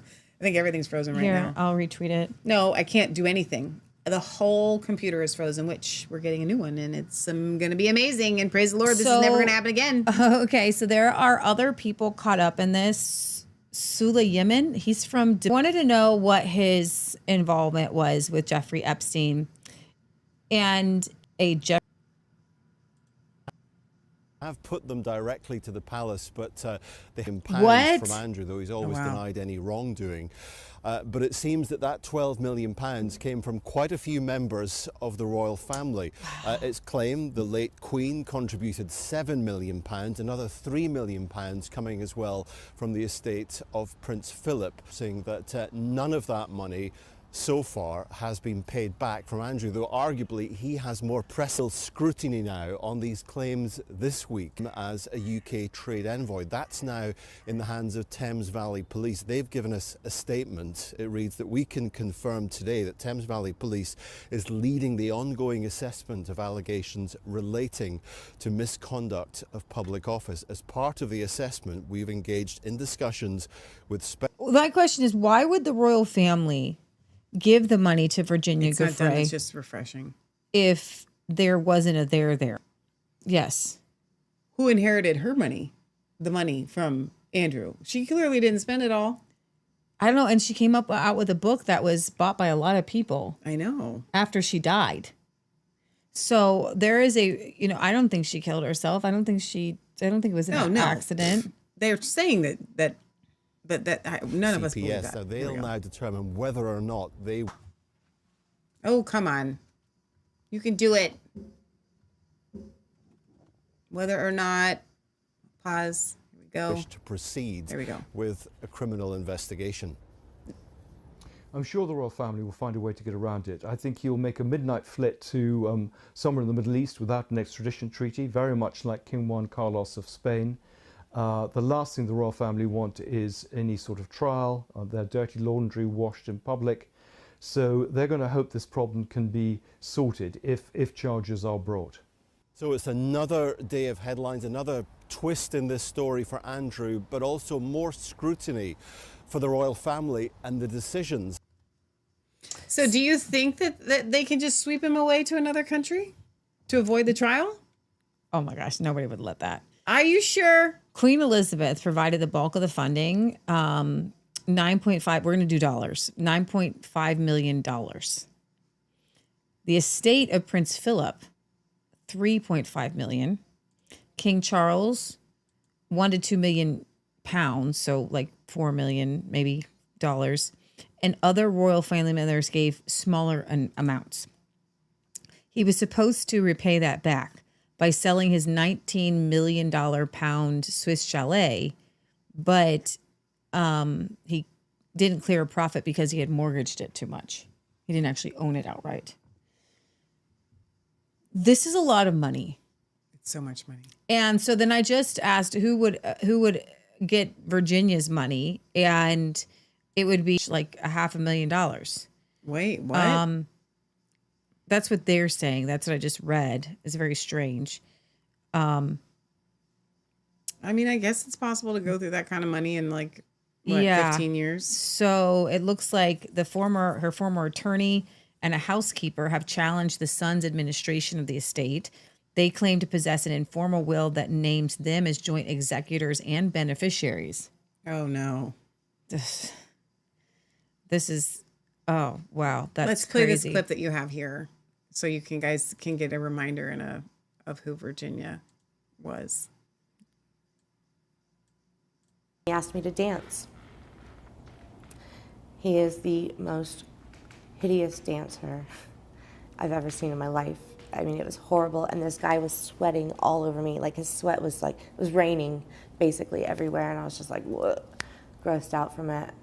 But I knew I had to keep him happy because that's what Jeffrey and Ghislaine would expect from me. The people on the inside are going to keep coming up with these ridiculous excuses, like his arm was elongated, or the photo was doctored, or he came to New York to break up with Jeffrey Epstein. I mean, come on. I'm calling BS on this because that's what it is. He knows what happened. I know what happened. And there's only one of us telling the truth, and I know that's me. I implore the people in the UK to stand up beside me, to help me fight this fight, to not accept this as being okay. This is not some sordid sex story. This is a story of being trafficked. So she and her husband purchased at least 4 homes in Western Australia, totaling 4.8 million beach money. So she's making bank on this, by the way. Well, she's dead now. She Leah. made bank on it, though. I mean, she really didn't. That was a lot of people were saying that she milked it, and I think she did milk it. And I think that when you're involved with corrupt people, it does corrupt you in a way. But she obviously didn't have a silence, what was the settlement for? Because she kept speaking. You mean a gag order? Yeah, she kept speaking against it. Yeah. All right, let's go to Epstein with the United Arab Emirates Sultan. Jeffrey's top secret Middle East network exposed for the first time. Newly released U.S. Justice Department documents are We're going to play in a minute. Amen. Gonna go. shedding light on how Jeffrey Epstein tried to build a power. It will go. It will go. Speaking over it. And there's no, to me, like, I'm not saying this is a big conspiracy theory or anything like that. Web of influence but the topic across the really, Middle East. The files suggest that Epstein was not only cultivating connections in the United States and Europe, he was also working to form ties with top political leaders, royal family members, and business elites in the Gulf region and beyond. At the center of the latest fallout is Dubai port giant DP World. Its chief executive, Sultan Ahmed bin Sulayem, resigned after his name appeared in the documents. Emails show the two men were in contact years ago. In one 2007 email, bin Sulayem told Epstein he had met a woman in New York whom Epstein had helped connect him with. He wrote that after months of attempts, they finally met, but said there was a misunderstanding about expectations. The correspondence shows that Epstein facilitated introductions to women while maintaining contact with influential figures. In another exchange, Epstein described bin Sulayem as trustworthy and disciplined.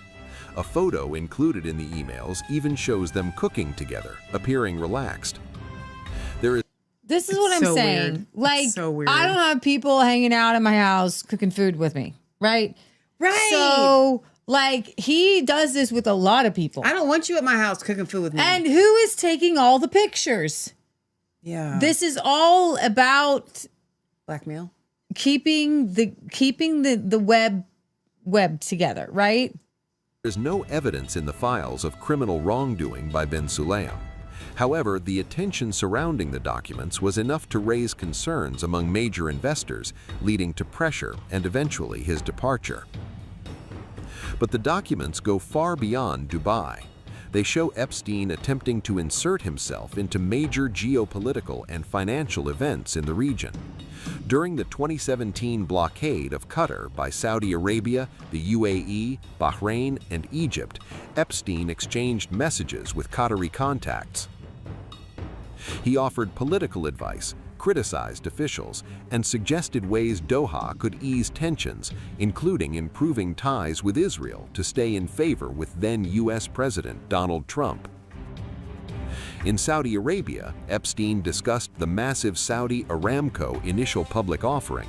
He warned that going public could expose the kingdom to lawsuits and suggested alternative strategies, including selling a major stake to China instead of launching a traditional IPO. The documents also reference Egypt. Emails show that a family member connected to former President Hosni Mubarak reached out for assistance after Mubarak's fall from power. It is unclear whether Epstein acted on the request. What emerges from the files is a pattern. Epstein was positioning himself as an advisor, connector, and behind-the-scenes strategist. He sought access to decision-makers during moments of crisis and economic transformation. Whether his advice was ever taken remains uncertain, but the documents reveal a clear ambition to build a network of influence stretching deep into the Middle East's political and financial elite. And now, years later, that strategy is finally coming to public view. Mr. Epstein, how long have you been sexually attracted to underage minor females? Are you kidding? What was the name of any of the underage minors that were the subject of the criminal charges to which you pled guilty?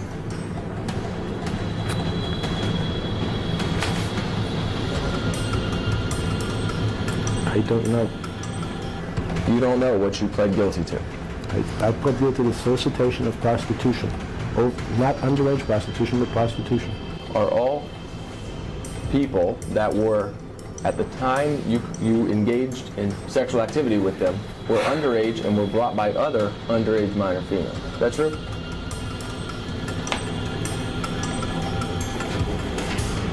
I don't understand. I'm sorry, I don't even understand the question. Mr. Epstein, how long have you been sexually attracted to underage minor females? Objection, harassing, argumentative. Are you kidding? No, I mean, I don't feel like I'm divulging any secrets here, right? Move to strike. No, that's the question. I'd like to answer that question as well, like all your other questions today. However, I have to follow my attorney's advice. They have told me that I must invoke my 5th, 6th, and 14th Amendment right to not answer those questions today or any questions relevant to this lawsuit. What was the name of any of the underage minors that were the subject? Okay, so tell me what those cases were about. What happened? I can't tell you any more than that. You don't know what you pled guilty to? I just told you. Object to form. That's asked and answered. Okay, you can stop. Great lawyers, by the way. Don't say anything. Don't say anything. We know you're guilty. Don't say anything. So this Sultan, this guy, this close personal friend. Stop it. Is identified. His name has appeared in the files 4,700 times. Detailing a relationship that continued years after Epstein's 2008 conviction. They had an explicit correspondence. Let me see if I get this. The Dubai CEO resigns after released emails showed that he liked the torture video. Oh, yeah. I remember hearing about that. Let me get to that. Bin Solomon, he's 71 years old. He led DP World 18.3 billion revenue in 2023, assets totaling 44.7 billion. He's considered among the top CEOs in the Middle East. It said that this tycoon has long-standing business ties with Trump through Dubai's state-owned real estate developer, Nakheel, which he chaired and which he signed a licensing agreement in 2008 to build Trump-branded properties in the emirate. Companies linked to bin Sulayem have intersected with Trump's private business interests, including DP World sponsorship of the DP World Tour, which is, I guess, the golf tour, He also commented on Trump's trade policies, reflecting his proximity to global business networks connected to Trump's administration and private enterprises. Epstein and bin Salayem referenced Trump in emails, including in 2017 when bin Salayem. Just say Salayem. I'm trying. Just say Salayem. I'm trying. Asked Epstein if he should accept an invitation to Trump's inauguration. They also wrote about Steve Bannon. It's probably Salayem. We have become friends. You will like him, Epstein said. The Miami Herald, Bannon has a lot of explaining to do. Okay. The Miami Herald first reported that bin Salayem was listed as the beneficial owner in Epstein's acquisition of Great St. James in the U.S. Virgin Islands. He had to leave things to people. Epstein had struggled to purchase the island directly because of his criminal history, but completed the $22.5 million acquisition through companies tied by Salayem. Okay. I think that's what it is. Salayem. Emails and records show Epstein sought Salayem's assistance in promoting plans to develop the island into a private resort. DP World was a founding corporate partner and a major donor to Prince William's Earthshot Prize, an environmental award that awards $1 million annually to innovative projects addressing climate change, pollution, and conservation. Salayem publicly backed the initiative and appeared alongside Prince William at the Earthshot events in Dubai. You do realize that these people don't do stuff because they believe in the cause. If they're going to be giving money, it's pay for play, dude. This is ridiculous. This is absurd. I want to get this torture video email from see if we can get it from the actual site here. Looks like I'm not going to get it. I'm sure it's there. I'm sure I can put it in to, here we go. Thomas Massey tweeted out on February 9th, the Sultan seems to have sent this. The DOJ should make this public. I am in China. I will be in the U.S. second week of May. Where are you now? Are you okay? I loved the torture video. Can't. Now, Barry's trying to point out that if the event took place between Virginia, the assault, and Prince Andrew, he can't be prosecuted in the UK because the age of consent is 16 in the UK. That's and Virginia true. was 17. Sure. But that's not the point. When you have an American man who knows the laws in the United States taking... Let's just rewind. Why was Virginia taken to the UK by Jeffrey and Ghislaine? What? She was obviously being trafficked.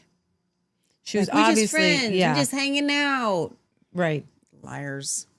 Let's see a few more. So you've got the Dubai guy. We've talked about Goldman Sachs top lawyer.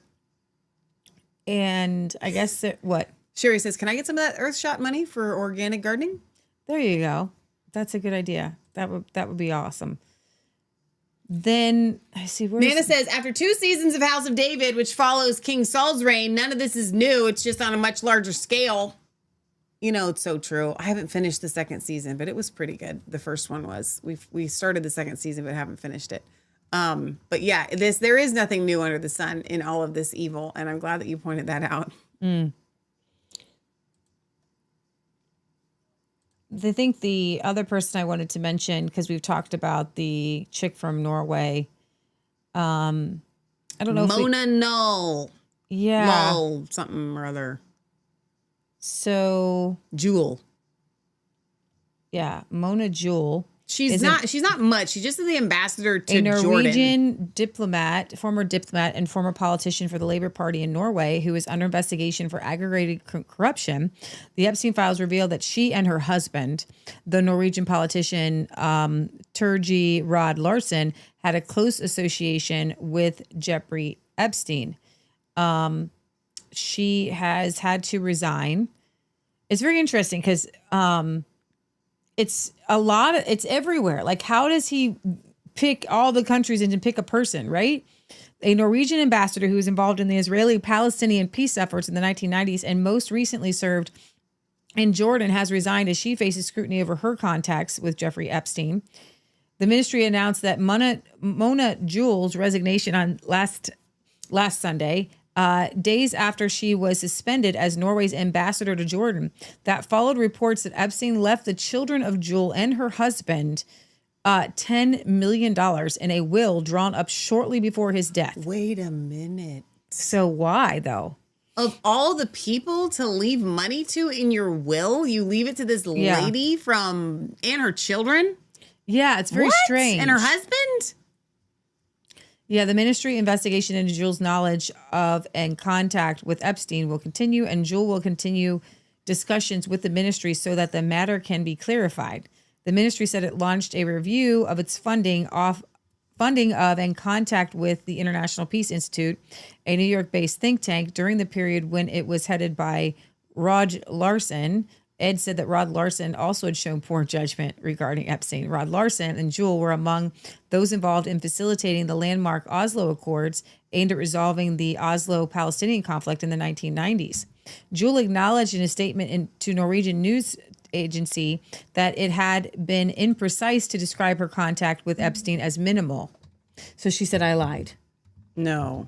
Now that the emails are out, it was imprecise for me to describe it as minimal. She said that the contact originated in her husband's relationship with Epstein and that she had no independent social or professional relationship with him. She wrote that her contact with Epstein had been sporadic and private, not part of her official duties, but acknowledged that she should have been much more careful. The latest batch of Epstein files has cast an unflattering spotlight on several prominent Norwegian figures. The Crown Princess Mette-Marit on Friday. Remember, she had issued an apology. The country's Economic Crimes Unit has opened a corruption investigation into the former Prime Minister, Thorbjorn Jagland, who also once headed the committee that hands out the Nobel Peace Prize over his ties to Epstein. So Epstein worked really hard on Norway. What do you think that is? What do you think he was getting? I have no idea. What in the world would get so many people in Norway so tied? Here's the thing. This is what gets me about Epstein. He gets these people into personal relationships. Yeah. I'm your buddy. I'm your friend. We're cool. We're hanging out. We're doing things. Ha, ha, ha. Laughy, laughy, laughy. So many of these emails back and forth are like, you're so funny. You know what I mean? I want to take a look at this because I'm just super curious. This is a little side shoot. So did Epstein's will get carried out for beneficiaries? Epstein's will has not been carried out for the intended beneficiaries. While he signed a pour-over will 2 days before his death to transfer his estate into the 1953 trust, the distribution of these funds to individuals has been blocked by massive legal settlements and priority payouts to victims. Victim priority. The estate's lawyers and probate courts have stated that no beneficiary will receive any payout until all outstanding claims against the estate are resolved. Payouts to victims and creditors take legal precedence over inheritance. Massive depletion. Since 2019, the estate's value has dropped from approximately $600 million to roughly $120 to $127 million. This is due to $121 million paid to victims through a restitution fund, $49 million in additional settlements to survivors, $105 million settlement with the U.S. Virgin Islands government, tens of millions in legal fees and taxes. Intended beneficiaries, according to the Jeffrey Epstein Trust documents released by the DOJ in 2026, he intended to leave Karyena Sholaek, girlfriend, I didn't know, why am I just now hearing her name? $100 million and multiple properties. Darren Indike, just his lawyer and accountant, $50 million. His brother, Ghislaine. Yeah, but that doesn't list that. I know, very interesting. Girl. Yeah. So there's got to be more to this than just that, because where is that answer coming from? I don't know. Mona Jewell. I could ask. Let's see.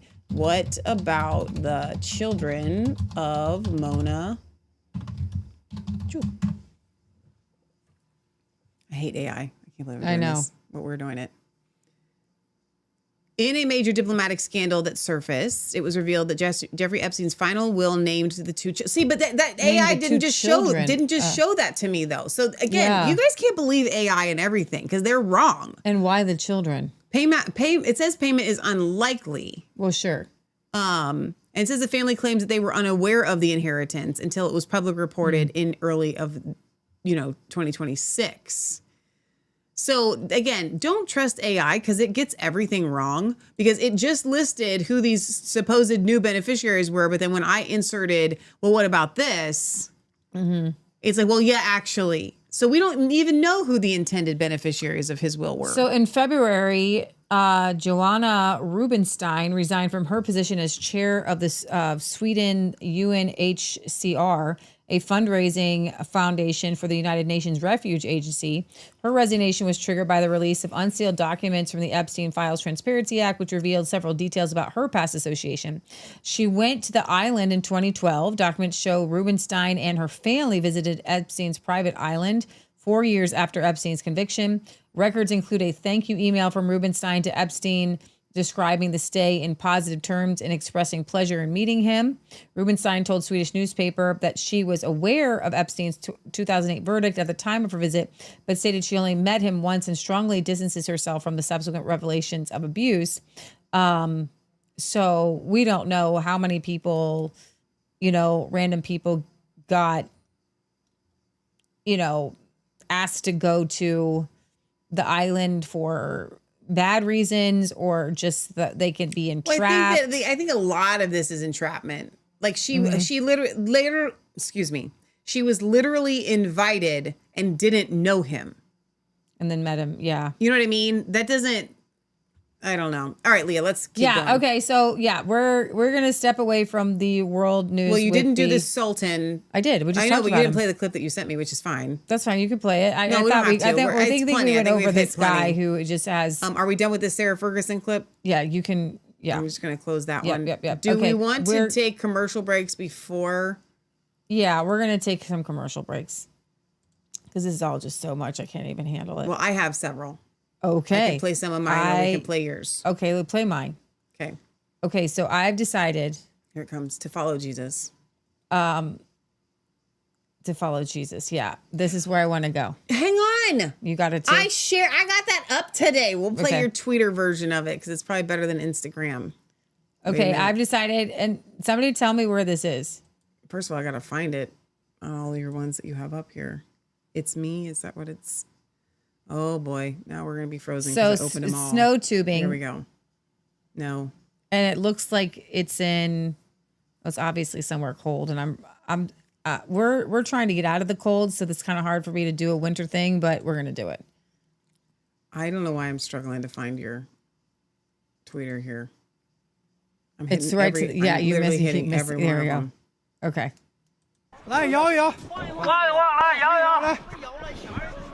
It sounds very Norwegian, Scandinavian or something, but I don't know. I sat here the other day and I watched all 2 minutes of this. Did you really? Yeah, you didn't watch all 2 minutes? I did too, because towards the end. Don't give it away. Don't give it away. start to Don't give fly. it away. Jeez. So what? Are there like carpets on there to keep you I from don't going know up what too high? I don't know what that is for, actually.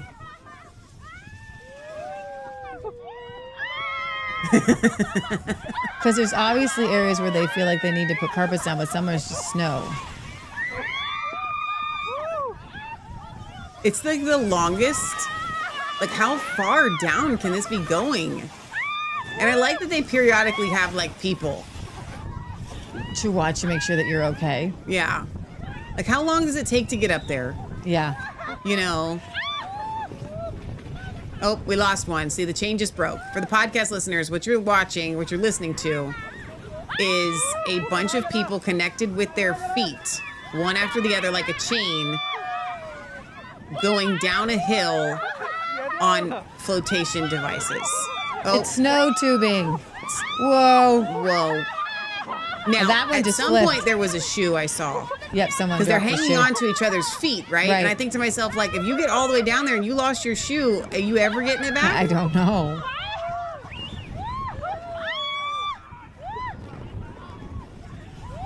I mean, this is the longest. Like, it's a 2-minute thing. There goes the shoe. There's the shoe.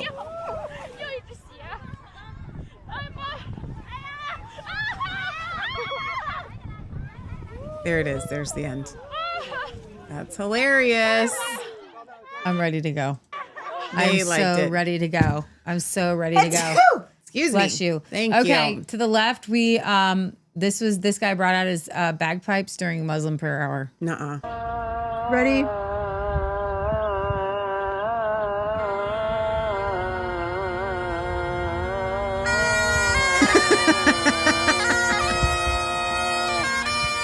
I could handle this all day. Please, more of this. This is awesome. Thank you, Jesus. Amazing Grace would be good to play over this.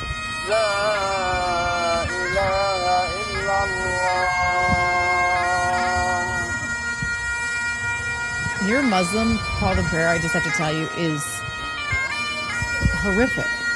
It's so depressing. It's like not even pretty. You know what I mean? Like, it's not even music.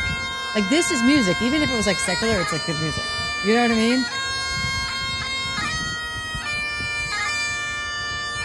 Muslims, people might like you better if your music and your call to prayer was better. That was awesome. If it was more like calm That was, like, and so peaceful and epic. filled the soul. That was so epic. Oh my gosh. I really enjoyed that. Yeah, my other commercial breaks are not so great. Oh, we're going to do the young elephant here. You got a little elephant? Yeah. So a young elephant hears his name and decides to interrupt the interview. It's like when you say the name of this elephant is Shavo, then when we give them the name Shavo, then he knows, oh, he talked to me. If you know Nemo, If you don't know his name, he can't hear you. But if he said Shavo, he knows, okay. I'm coming. Then you're coming to me. Oh my gosh. Shavo. Leah. Shavo. I love elephants. I want one so bad. Okay, Shavo. Hey. All right. That is the cutest. Oh my gosh. I need an elephant so bad. Okay, play the clip to the left. This is not a commercial break. This was going around this week. Is this world news? This is South African megachurch pastor at Boshoff, who oversees 90 multi-sites and 120,000 members, demonstrates monstrously paranoid, narcissistic, and controlling behavior, including firing a man who opened a meeting by saying, "We are here for Jesus. We are not here to serve a man," because Boshoff believes he is there to be served. Notably, despite Boshoff saying he'd get rid of anyone who speaks negatively against his wife, he actually divorced her a few years later in secret and never told the church about it until it was exposed.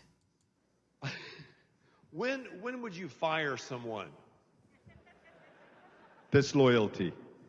Instant. Okay, immediate. now see, a lot of never to business be leaders, redeemed. Never. See, okay, yeah. Never well, a second that's the way. chance. Yeah. Out. Fivefold okay, ministry. now we're getting Gone. to it. Okay, say this to me again. Wait a minute. That's brilliant. Say, so when are you going to fire somebody? Disloyal. It may be somebody, you sit in a conversation and I'm always listening. So somebody, and especially when people's guards are down. So I'll do a lot of fun things with my staff and I will listen. Let their guard down. So when we have advance, like we don't call a retreat, we go forward. So when Advance. we do a leadership advance, Brilliant. we will work till late. And I will keep them there specifically till late, 12 o'clock at night, and then just let them talk. And I'm listening.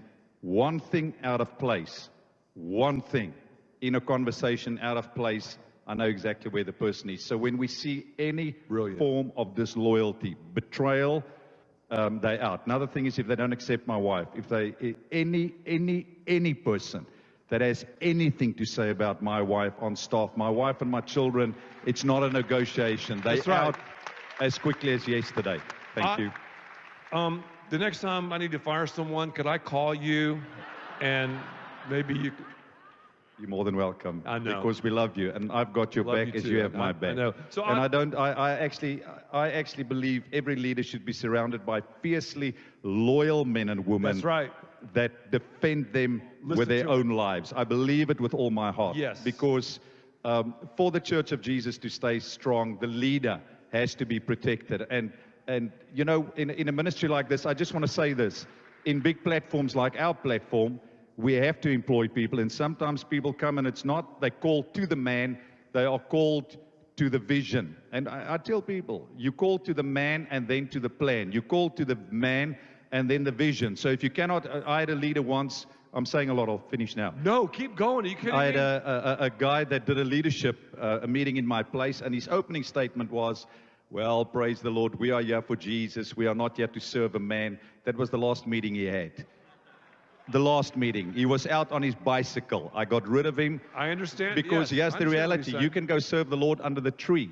But if you come in the house, you're under the authority of the house, and you're under the man of God. And you honor the man of God. You serve the man of God. And if you cannot serve the one that you see, you cannot serve the one, Jesus, whom you cannot see. Okay. Whoa. So this guy is like the biggest thing in South Africa. He Okay. runs this thing called the Christian Revival Center. Okay. So an article came out this week that he divorced his wife after more than 30 years of marriage. Despite historically preaching that marriage is a lifelong permanent union based on God's original design, influential South African megachurch pastor at Boshoff has quietly divorced his wife, Narita, after 30 years of marriage. Boshoff is the founder and senior pastor of Christian Revival Church, headquartered in South Africa. The megachurch boasts 90 churches, 120,000 members across Africa, Europe, and Asia, and Australia. He also sits on the Global Council of Empower 21, the world's largest relational network for spirit-filled Christians, chaired by Billy Wilson, president of Oral Roberts University. Court documents cited by the Press Council Fair said Boshoff's unimposed divorce was finalized in the High Court in 2024, October of 2024, at least 2 months after his divorce was final. However, some international church revival congregants were reportedly celebrating what would have been the couple's 37th anniversary on December of that year.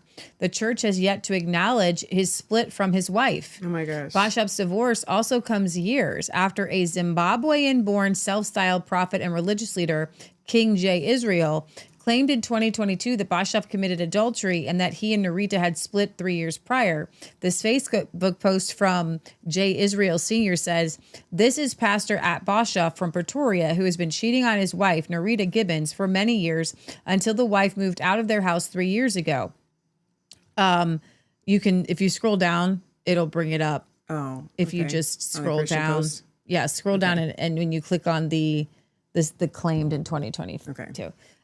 She has since disappeared for being seen in public with at Boshoff, who is currently sleeping with his personal assistant.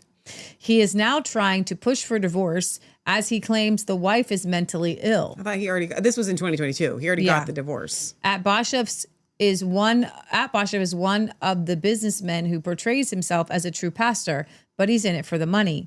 He's a lover of money who is no different than these other two people.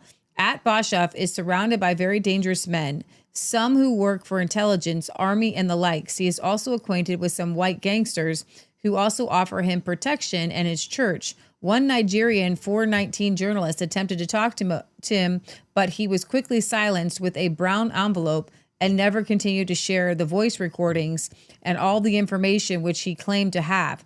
Thank God I am now in possession of the full information regarding at Boshoff's affair and MPA and other young girls. We are leaving no stone unturned. Oh my gosh.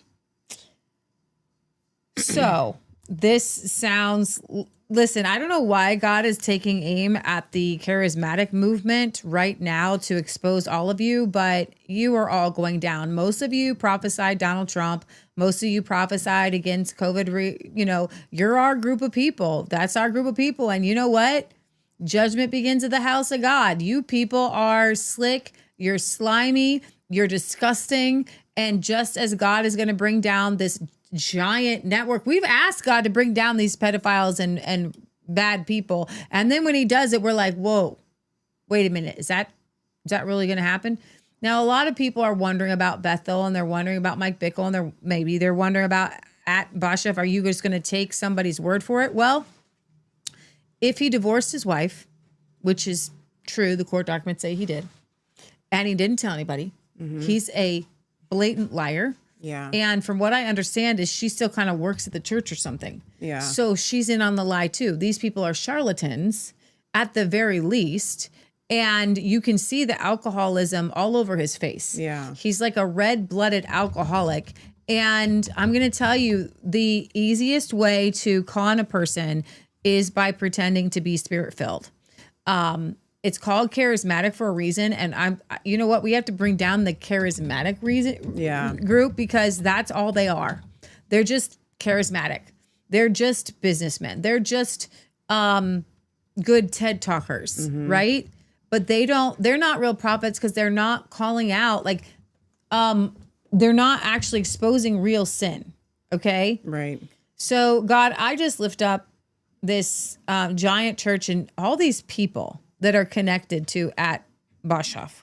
Amen. And I ask that you would protect their souls, that you would guide them in all peace, that you would guide them in purity and righteousness, that you would set them in good churches with good pastors and good leaders, and that you would just destroy and bring down all of these narcissists who seek to control and manipulate and to use fake prophecies and fake words from God to manipulate and gain power and position and money from people. Amen. In Jesus' name. Amen. Ugh. My goodness, that guy. Jeez. Okay, I'll do one of my commercial breaks. Okay. Since you want a palate cleanser. Okay. Let's see what I have up here. Besides my first one was the tubing, by the way.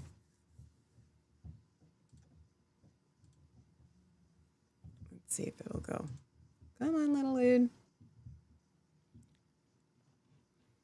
So you guys know we own a pet care business, right? So the dog ones, they just get me. You're going. I just couldn't believe it. Oh my gosh. Look at that. She was nothing. There was nothing on her. I have no idea how she was still alive. I tried my best to hold it together, but the first 4 nights was heartbreaking. I was non-stop crying, not sure what to do. Sana was found by our friend Jack 2 days before New Year's Eve in a rural area of Thailand. He sent a video to me saying, "I've got a new friend for you, Beth. You got to take this guy." It was a matter of life or death. Oh my God. So he took her to the nearest vet.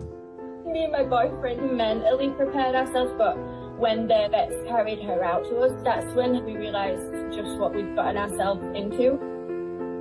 I went and picked up a crate from the animal shelter where I volunteer, and we just got her comfy.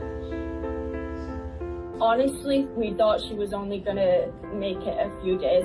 That's what I would have thought. I didn't know if I was cruel trying to make her live. That was very challenging on me. But then a few days after, that's when her tail started wagging. Look at that. That made me realize she wants to live. Who's that pretty little angel? It's like she knew I'm gonna be okay now and I'm gonna fight through this. Excuse me, you want my food? Give her the food, lady. I just felt so happy for her, that she felt happy. Love can genuinely heal, and I think that is massively the case in Sana's case. A glowing Sana. Wow. After 4 weeks, her fur started to come through. She was getting healthier. Look at her. She would join us by the sofa, asking for belly rubs.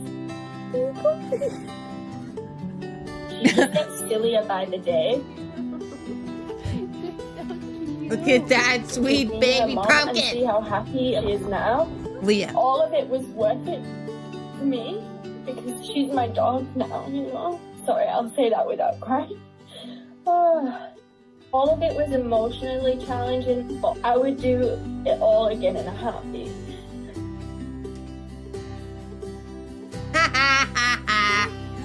Look at that doggy. I'm sorry.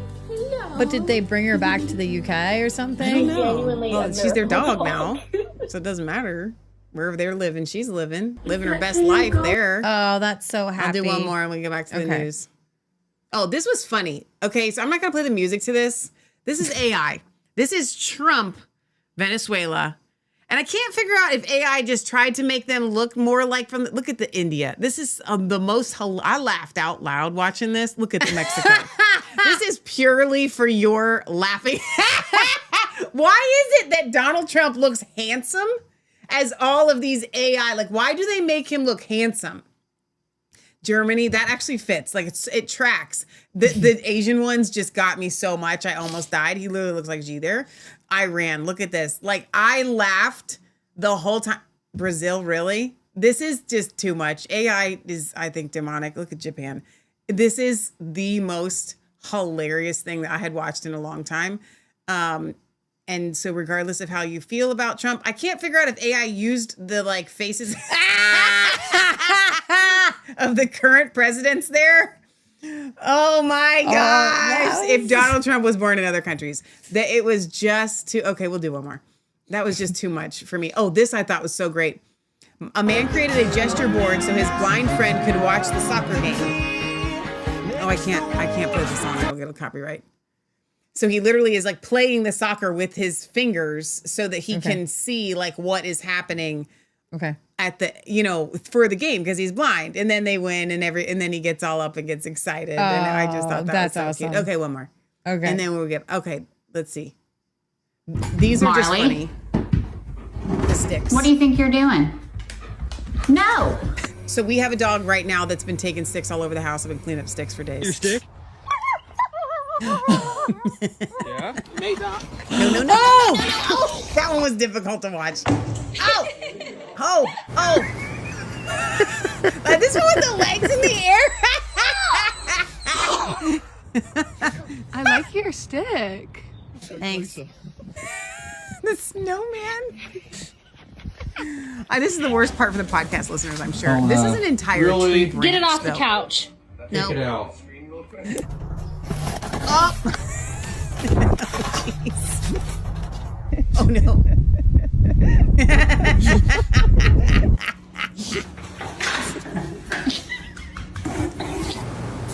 Here, I brought you this little stick here.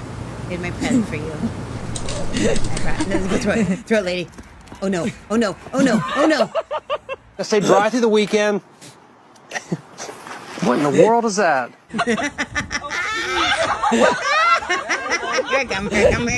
Come. Hey, you want my stick? I'm gonna get this. Watch this. Let me pick this up. I got this stick.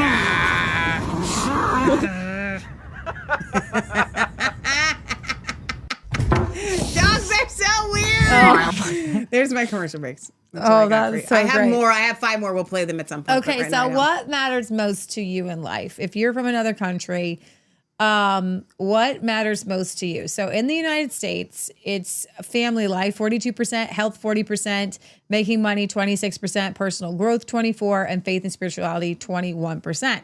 In Germany, they value their health more than anything. Okay. 49% say their health is the most important, but family life is still up there at 43%, which I love that their friendships are the least valued in the list. It seems like the numbers didn't add up here because you can't have 49 and 43 and then these 20%. So I think that you're viewing it a little bit different. Okay. I think that for the person, okay, not 49% of the people value health the most, but that people value health at, 49% of their value. Or people value friendships 26% of everything else. I don't know. Let me try to read this because it doesn't look like these numbers are adding up. Well, they don't add up to 100. Family life ranks as the most important value in all 3 countries, the UK, Germany, and the US. That's what I'm saying. It's the most important value. But What's the most important value? More in the UK. It's more important, right? Uh-huh. In the UK, 51% of respondents selected family as the top priority. Right. That's the highest share among the 3 nations. Germany follows at 43, while 42 for Americans. But making money is not on the list for Germany. because respondents could choose multiple answers. Percentages do not sum up to 100%. Right. Okay. Germans place a particularly strong emphasis on health, with 49% identifying it as the top value. Wow. Safety and security, 30%, freedom and independence, 20%, are also highly ranked in Germany. Friendships at 26% further suggest a focus on stability and social cohesion. In the United States, making money ranks relatively high at 26%, above the UK at 25%. That's basically the same. Americans are also more likely to prioritize personal growth, 24%, and faith and spirituality, 21%, categories that did not rank among the top responses in the UK or Germany. That's sad. That's why they're there. Yeah. Work-life balance cited 24% for the UK. Wow. Stands out directly. So you guys in the UK and Germany they don't really care about being spiritual, and you certainly don't care about personal growth. Oh my gosh. What's personal growth when you have your health, right? Oh my gosh. All right. So in Iran, Iranian Starlink black market prices soar as war risk rise. Now, if you guys missed our Friday show, we did talk about a possible war with Iran. Yeah. Iran's black market for Starlink terminals has rapidly repriced, with reported street quotas of 4,000 per terminal, up from 700 to 1,000 last summer. As the war risks, obviously people are like, I want my internet, man. Bloomberg spoke with Starlink terminal sellers and human rights groups that said satellite internet via Starlink terminals is one of the only ways to stay connected to the rest of the world, as the Iranian government has cut access or forced traffic onto a highly monitored national intranet amid social uprising. So the terminals are about $4,000 per unit as risks rise, and Donald Trump has set a deadline for Iran to reach a meaningful deal. So the U.S. smuggled 6,000 Starlink terminals into Iran last month in an effort to keep protesters online after Iran cut internet access. Oh, wow. Did you know that? No, I didn't know that. SpaceX has waived Starlink subscription fees for Iran. Oh, wow. So if you can get a hold of one, you just have free internet. No way. Yeah. So CNN has claimed Keir Starmer has atrocious ratings and makes Trump look like Abraham Lincoln. Keir Starmer's approval ratings have plunged to historic lows, with even CNN calling them absolutely atrocious and noting that Donald Trump appears downright like Abraham Lincoln by comparison. This brutal takedown highlights how Starmer's globalist policies are alienating Brits across the board. As the Labour leader clings to power, his war on free speech and commitment to protecting illegal immigration is fueling a backlash. These numbers are absolutely atrocious. I mean, you never see numbers like this in the United States, Americans. Britons who like Keir Starmer, look at this. Overall, it's just 1 in 5. And they had to pay those people. It's just 1 in 5. It's 20%. His own party, Labor, he's just at 52% there. I've even seen numbers with satisfaction of him in the teens. This is actually higher than the lowest number. We're talking just about 20%. That's really bad. We always talk about Donald Trump being unpopular in this country, but Donald Trump looks downright like Abraham Lincoln compared to Keir Starmer's numbers at this point. Oh my gosh, that's hilarious. That's awesome. All right, just so you know, Trump raised his tariffs from 10% to 15% globally after the Supreme Court struck down his tariffs. So I guess he can do like a 90-day tariff on everybody. And so everybody's hit with the 15% tariff. And we heard directly from somebody whose business in Canada for eBay went down because every single product that they wanted to send here was at $50. It was an extra $50. $50 tariff. And that, to me, I find atrocious, because these tariffs are supposed to be hitting like big businesses, right? When you Not are little eBay when you're dealers. putting the average Canadian out of work, I'm not for that at all. Trump is applying a new baseline tariff under Section 122 of the 1974 Trades Act. He can do a tariff for 150 days. That's a long time. Yeah, and so I am not happy with these tariffs anymore. I thought they were going to be one thing. I thought they were going to stop income taxes, but if you're just We taking didn't. No, in that's the money, the whole point. Hang on, wait. no good. No, you didn't. And let me help you.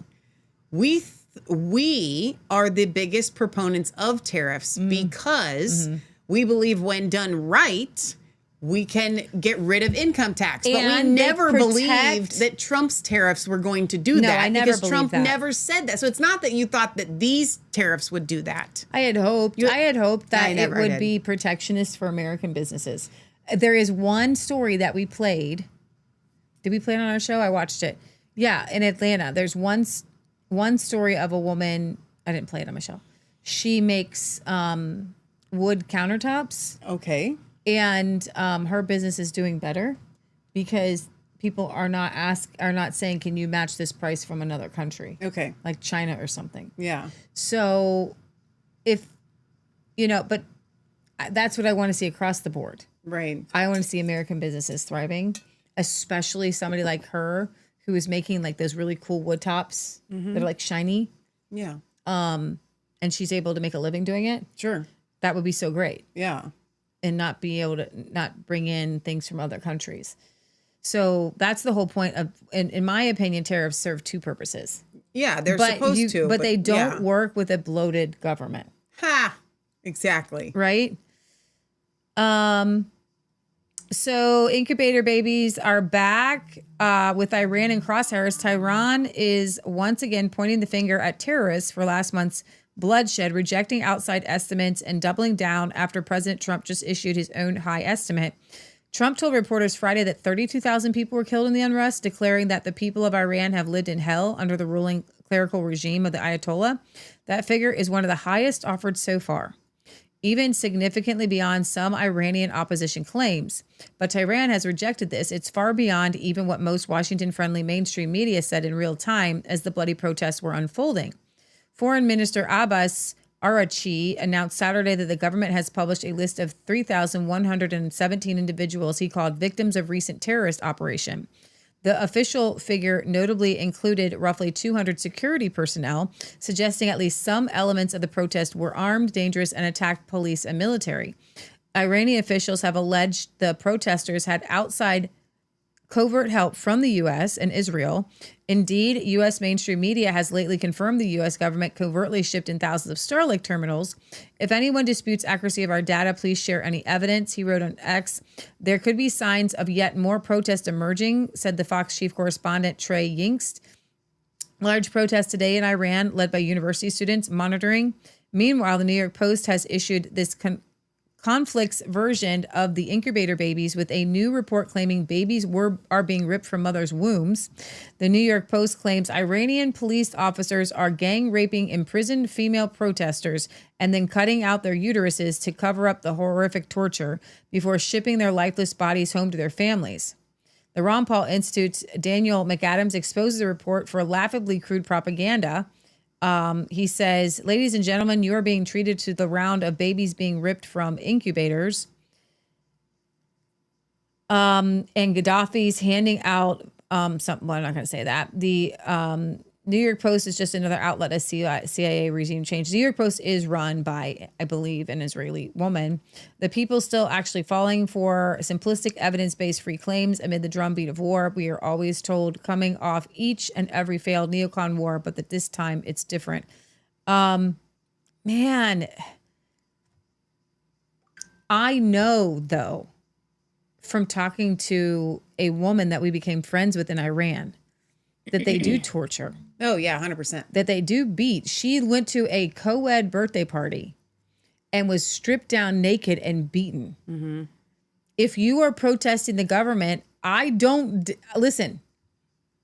that they would rip out your uterus and send back a lifeless body. Well, that was the whole point, to send terror to the families. Mm-hmm. Like, this is what we're going to do. We're going to torture your family if they are involved in these protests. If these are reports, you kind of got to see some evidence, because that's a very big claim. Sure. And if that were the case, like with the incubator babies, if that were real, you would want to stop it. Right. Okay. But it's not my job to stop it, and it's not your job to stop it. Okay. If Iranian people want a revolution, you know what? Here's the thing. The U.S. military is selling weapons to everybody. if you were to sell weapons to the opposition of Iranians, Ayatollah, I guess that's what happens. Look what you're doing in Ukraine. You're sending all kinds of money and weapons everywhere. This world is a very violent place because of people who want money and power. You know, I'm interrupting you here. Sorry, my brain's going. So Leah's text messages that are going off, that's Nicholas. Oh. The computer is ready.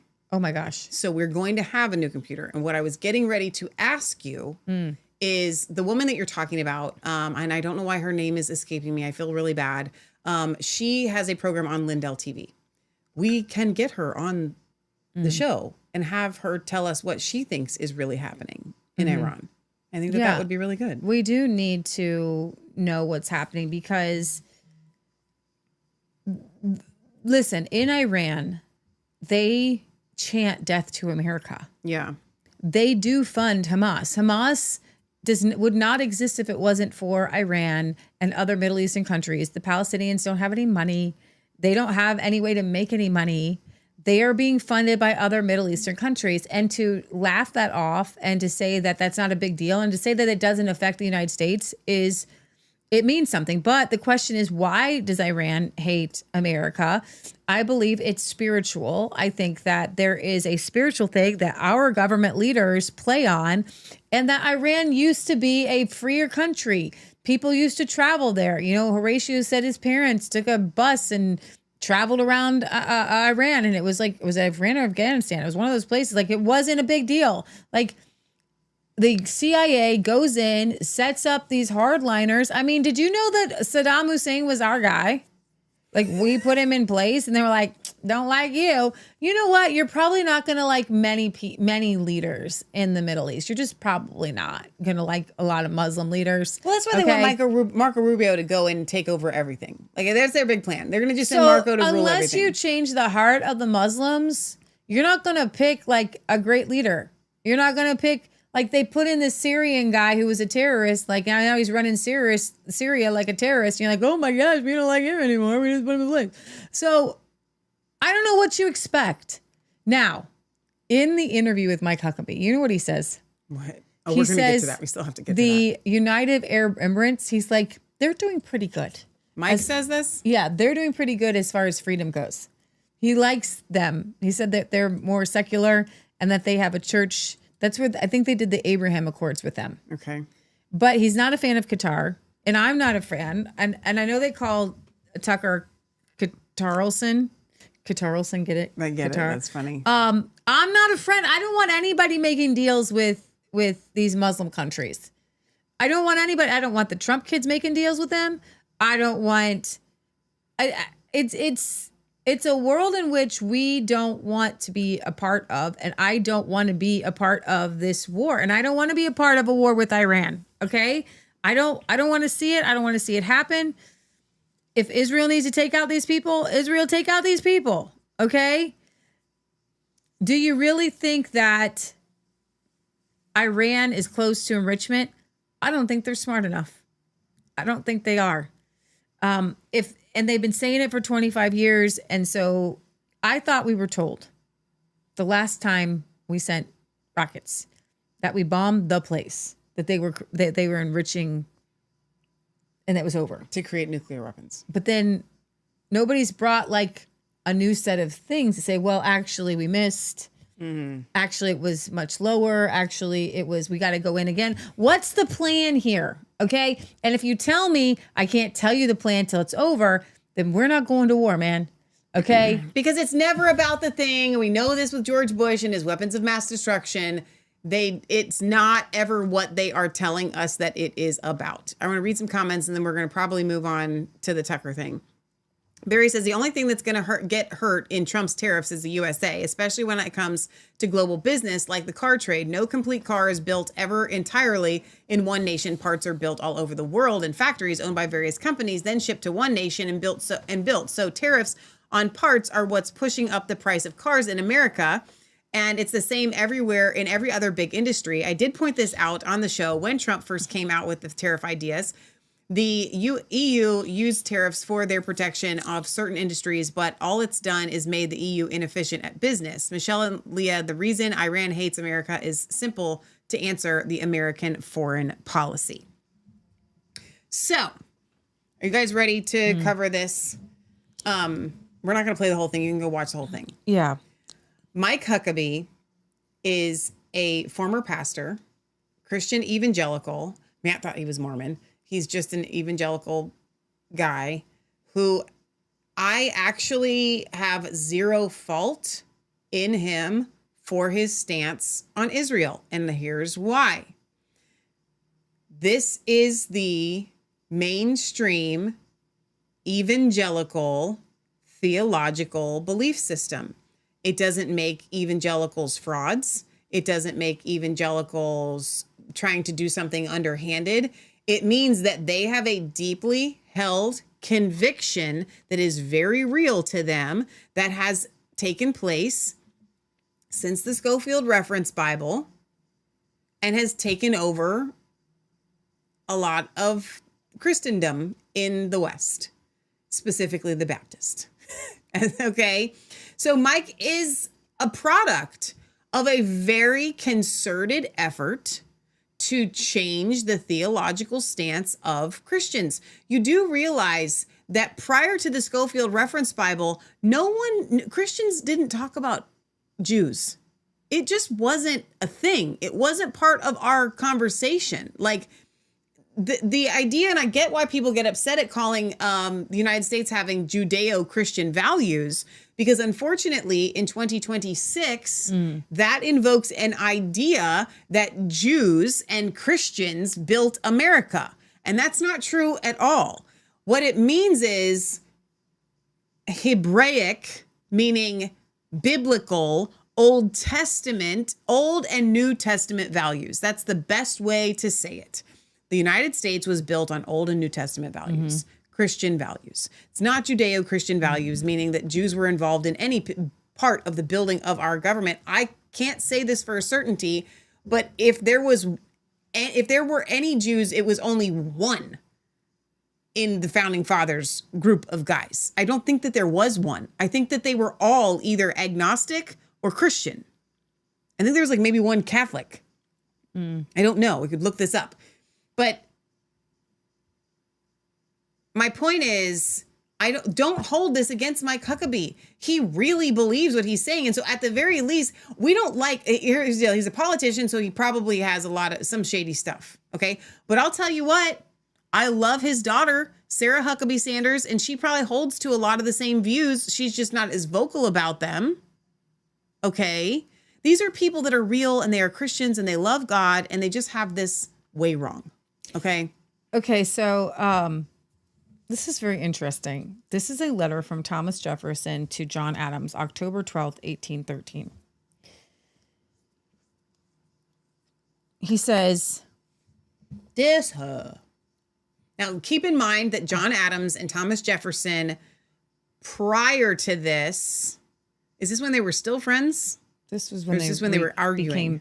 They came back to be friends, I think. I don't know. I don't know. I don't think so. Maybe. I'm not sure. To compare, this is Jefferson to John Adams. To compare the morals of the Old with those of the New Testament would require an attentive study of the former, a search through all of its books for its precepts and through all of its history and its practices and the principles they prove. As commentaries, too, on these, the philosophy of the Hebrews must be inquired into, their Mishnah, their Gemara, their Kabbalah, Jezariah, Sohar, Kasari, and their Talmud must be examined and understood in order to do them full justice. Brucker, it should seem, has gone deeply into these repositories of their ethics, and Enfield, his epitomizer, concludes in these words: ethics were so little studied among the Jews that in their whole compilation called the Talmud, there is only one treatise on moral subjects. Their books of morals chiefly consisted in a minute enumeration of duties.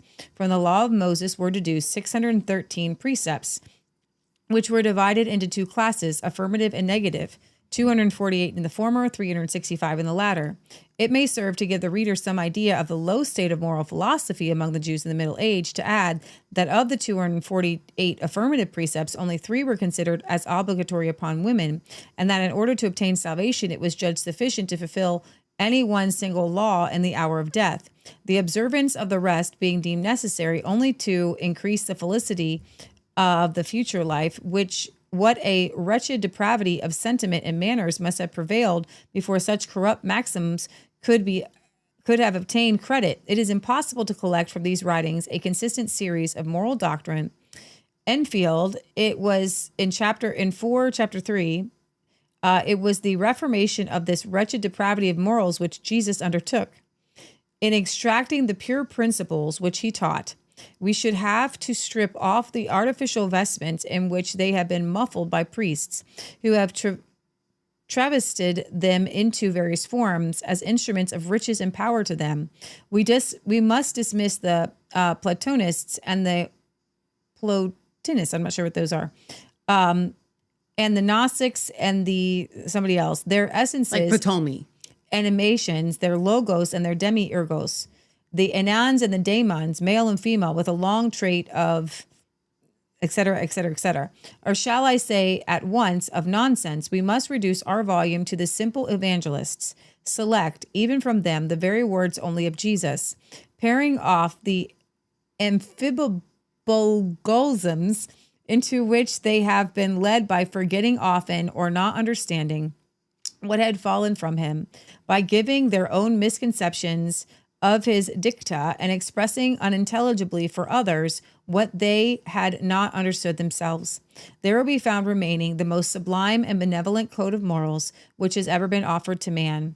I have performed this operation for my own use by cutting verse by verse out of the printed book and arranging the matter which is evidently his, and which is as easily distinguishable as diamonds in a dunghill. The result is something of 46 pages of pure, unsophisticated doctrines, such as were professed and acted upon by unlettered apostles, the apostles' fathers, and the Christians of the first century.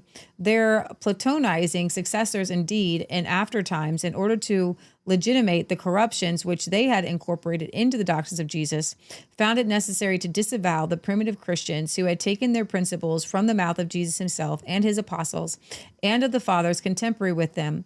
They excommunicated their followers as heretics, branding them with the name of Ebonites or beggars. For comparison of the Grecian philosophy with that of Jesus, materials might be largely drawn from the same source. And he goes on to say, I actually appreciate this going back and forth between Thomas Jefferson and Adams, because I think Adams was very much a Judeo-Christian. He held a deep respect for the Hebrews and the Jews, saying that they had a moral philosophy, whereas Jefferson was a little bit more learned and a little bit more studied in things like the Talmud. But John Adams had a copy of the Quran and wanted people to read it because he understood that the Quran was not a book of morals. So this is a very interesting debate that Jefferson is having with John Adams. Benjamin Rush, who's also one of the founding fathers that we don't talk about very much, but is like up there as one of the greatest. He was trying to reconcile the friendship between John Adams and Thomas Jefferson. So I just looked this up, in late 1811 into early 1812, this was from March of 1812, I think, from what Leah was just reading. So they had just started their correspondence that would be 153 letters going back and forth after an 11-year absence of friendship for each other until they both died on the exact same day, which was July 4th, 1826. Mm-hmm. And the entire correspondence, my understanding of those 153 letters between Jefferson and Adams was Adams trying to convince Thomas Jefferson to give his life to Jesus. Well, John Adams had a pro-Judaism view. Adams often spoke highly of Jewish contributions to the civilization, and in an 1818 letter, it was 6 years later, he actually expressed support for the restoration of an independent Jewish nation in Judea. He was an early Zionist. Mm-hmm. Jefferson's critique. Jefferson held an Enlightenment era view that the Jewish law was cruel, vindictive, and focused on fear rather than reason or morality. He criticized the Talmud, suggesting it contained corrupt maxims. They both shared a commitment to tolerance. Both men strongly supported civil rights and religious freedom for Jews in America, and Jefferson acting to establish religious freedom in Virginia. Adams believed that in the enduring importance of Jewish morality, while Jefferson felt the religion lacked utility due to its focus on earthly rewards rather than an afterlife. Then that's very interesting because both these men believe that you must believe in a system of rewards and punishments. And that's very, very interesting. America's founding fathers and Judaism, a lot of them were very pro-Hebrew, pro-Jewish. And I want to see if there's any more quotes on here. Well, let's just get to, we do need to get to the rest of the show. We could get down your rabbit trail another time. Okay. Let's play a couple of these. How much on war with Iran? Do you guys want to go to war with Iran? What do you view on it? And does it matter to Mike Huckabee if Americans want to go to war with Iran?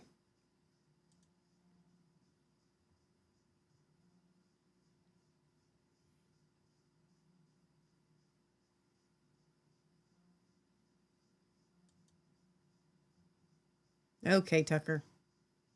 Oh, we're muted. What Americans think. Well, it matters every bit what Americans think. That's why Americans vote. It's why Americans have the opportunity to have free speech. We want them to have that. Okay, so what percentage of Americans support a war with Iran? I don't know. Do you know? I do. I think it's around, I saw the numbers yesterday. I think it was like 21%. Okay. Is that enough to have a war with Iran? We don't live in a world where you have a poll taken to find out whether our policy should be a particular direction. Because I thought you just said that that's direct democracy. No, we care deeply about it. But on the other hand, do we make the decisions of foreign policy and even domestic policy based on we what care the deeply latest about poll it in number what is? sense? If we're ignoring it, then in what sense do we, quote, care deeply about it? Well, I think we care deeply when we see there's a threat. No, but about Americans' opinions. So you've got 350 million Americans. Yeah. They voted in this last election on the basis, in part, of the promise no more wars. Okay, so now we're about to have a war, looks like. 80% of people are against it. In that range, let's say 70%, but nowhere near majority support for this war. And it's not direct democracy, but it is a form of democracy. It's representative democracy. The ultimate form of democracy in our system, in a republic, because we're not a true democracy, we're a republic. Exactly, right? It's a mediated democracy. It'll be an opportunity for Americans to vote if they think that we've made the wrong policy decisions. I personally think the president is making the right policy decisions. But I guess, but you just said it matters deeply what Americans think. And if the overwhelming majority are against it, in what sense does it matter? Because what I hear is it matters what they think, but it really doesn't matter what they think because... No, you take it in, you certainly ingest that. And then what do you do with it once you ingest it? Then you make sure that you have... No, you just gotta... It goes out the other end, obviously. No. Okay, so... Michelle, I'm going to give my thoughts and then you can give your thoughts. Mike Huckabee was not that. I think if I'm doing round one, round two, Mike Huckabee lost that one. It was not a good argument when the people who voted for Trump voted on no more wars and Trump said no more wars, and he's not giving a good justification for this. So no, that was the only thing I was going to say. It looked like Huckabee was kind of winning until Tucker pulled out the fact that, wait a minute, you're saying people have the opportunity to vote and we're a representative democracy. But when Trump runs on a policy of no more new wars, and yet you're saying, well, they have the opportunity to vote him out of that. So what you're saying is that politicians can just lie and say whatever they think that the people want to hear, but then they don't actually have to. But then it's fine because the people can just vote. That doesn't make any sense. But here's the thing. If the people voted for no more wars... Right. How do you then vote to have no more wars again? Because the person will just lie again. So this one, well, let's just play it and we'll. On the list of concerns for the average American, Hezbollah in South I doubt America. Most Americans think about it. I think about it because I know what they do.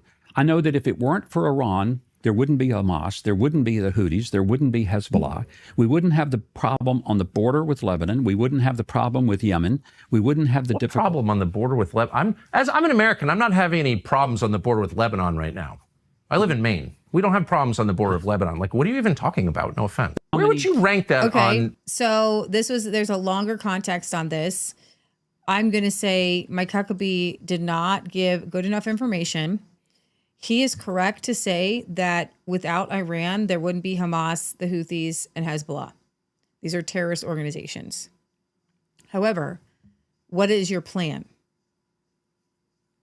What's your plan to get rid of Iran? What you have to come, this goes as a healing for the fractured soul. You have to radically accept that Iran exists.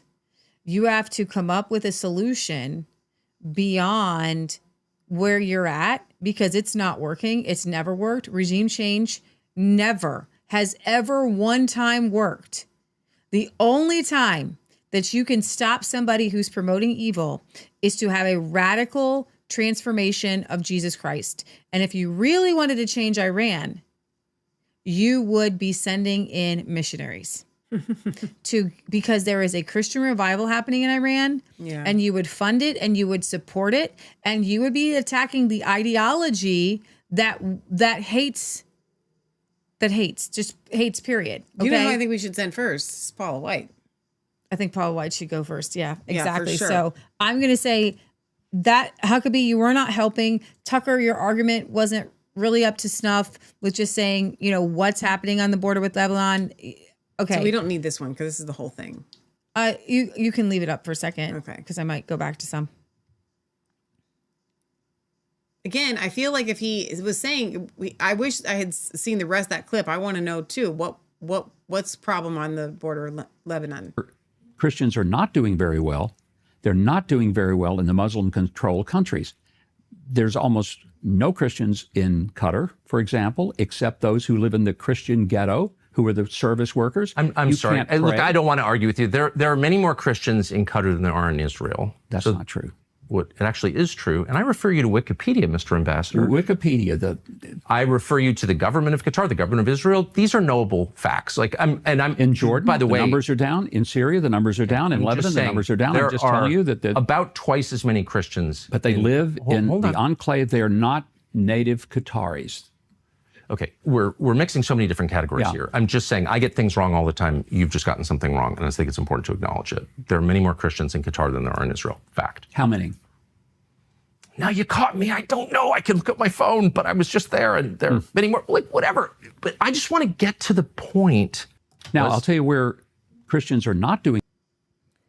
So again, I don't think either of them won that. That was dumb on, I think, both of their parts. Neither of them were able to accurately get to the point, and that gets further in the conversation. I know it's difficult to watch this kind of cut up a little bit. But it is, okay. But again, I'm going to say no point given to either argument, to how they presented the argument. But the point goes to Huckabee in the argument. This was not a good argument by Tucker to say that somehow Christians are freer or there's more Christians in Qatar. Right. Okay? You know why? Raise your hand if you feel safer going to Qatar or to Israel. Israel, we all would feel safer going to Israel. Oh, yeah, now 100%. And so, Tucker, if you're going to have these kinds of arguments, they got to be solid. Okay, you have to make sure that you're not just hearing things like there's an estimated 400,000 Christians in Qatar, making up 13 to 15% of the total population. However, they're generally allowed to practice their faith, but only in a certain religious complex called the Church City. Worship outside of this designated area is prohibited. In Israel, there are evangelical churches all over Israel, and they're spirit-filled, and there's Baptists, and you're allowed to. Now, is it super free? No. Is it really great? No. But you can't compare the two. To break it down, in Israel, Christians are full citizens and have with the right to vote and hold office. In Qatar, 99% of Christians are guest workers with no path to citizenship. Okay. In Israel, freedom of worship in anywhere, they have 300 churches. In Qatar, it's restricted to a single gated religious complex, no public worship allowed. Public symbols, crosses and church bells are common and legal. Exterior crosses and church bells are prohibited in Qatar. Conversion, you can change your religion, but you cannot in Israel proselytize somebody under 18. Oh. So there are restrictions, okay? The conversion from Islam to Christianity is a criminal offense in Qatar. Civic life, Christians serve in the military, judiciary, and parliament in the Kisnet. Christians are excluded from political participation. And I would say this to Tucker. This was a horrible argument on your behalf, because unless you're willing to sit down and do the same discussion with the leaders of Qatar, and I'm here for Christians and I'm here for Christians, that is a very disingenuous argument, and you're not going to make your other arguments stand when you don't have real facts. Right. And so that one, you bombed that one, Tucker, because if you want people to listen to you, you got to be right. Qatar is not a safe place for Christians, and they're not able to be citizens. And I will fight for Christians anywhere.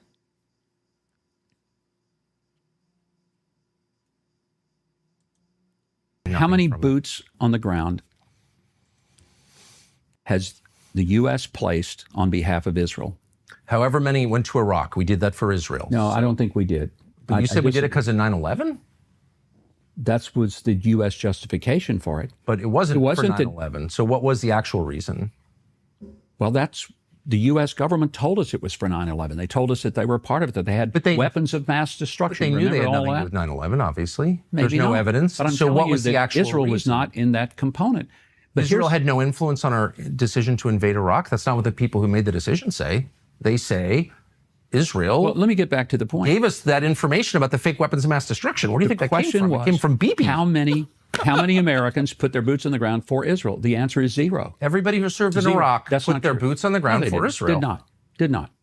Where did we get the information about the weapons of mass destruction that wasn't real? We didn't get that from...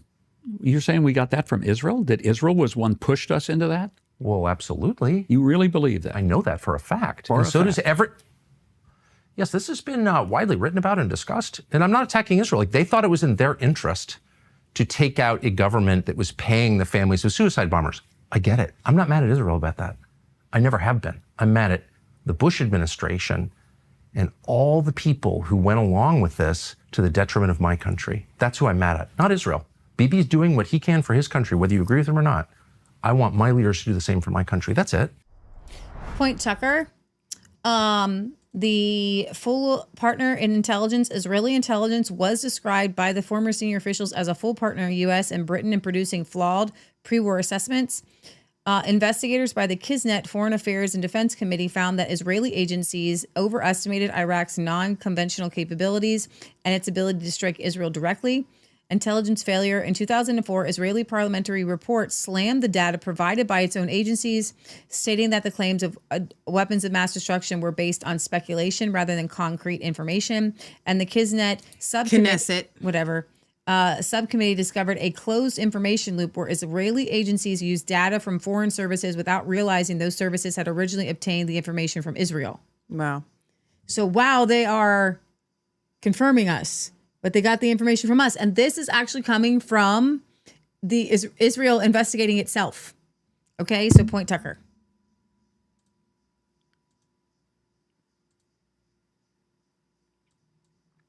In the entirety of the world, there are about 16 million Jews total.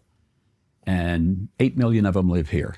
The rest live mostly in New York or South Florida and a few other places. Okay. So this is a small population of people.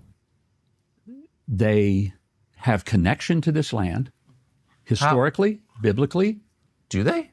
Yes, they do. If Bibi's family, we know they lived in Eastern Europe. There's no evidence they ever lived here. He's not religious. But in what sense? How do we know that? Do you have his family tree? No, we don't. Do you? He doesn't. So no one does. That's the point. So how do we know that he has any connection to this land at all? And if there has been a practice of Judaism and a connection to the language, the Bible, the land. His ancestors didn't. He doesn't practice Judaism in any rigorous way. His ancestors didn't live here. They didn't speak the language, and there's no evidence they ever lived here. So on what basis does he have a right to be here? Very much speaks the language. He has fought for the land. His family has fought for the land. You're dodging a I'm very not dodging. obvious question, which is, where does this right come from? And the reason it's meaningful is because there are a lot of people in the territory that Israel controls today, particularly in the West Bank, who, through genetic testing, we can know their families have been here for thousands of years. We don't know whether they practiced Judaism, whether they were Samaritans, pre-Islam. We don't know that. A lot of them we know have been Christians for 2,000 years. They have less of a right to the land than someone whose ancestors, the only thing we know about them is they lived in Latvia or Poland. They're Eastern European. How does that work? They're Jewish. By what definition? They're Jewish by their But how do we know they have any connection They're to Jewish the Jews by their of the, faith. They're of the Jewish Bible? by the connection to the language. Jewish by the connection to the Torah. But how do we know that Bibi, specifically Bibi's ancestors, ever lived here? How do we know that? I'm not sure if I understand your question. How do we know if the Prime Minister of Israel's ancestors ever lived? Maybe I could ask you, how do we know they didn't?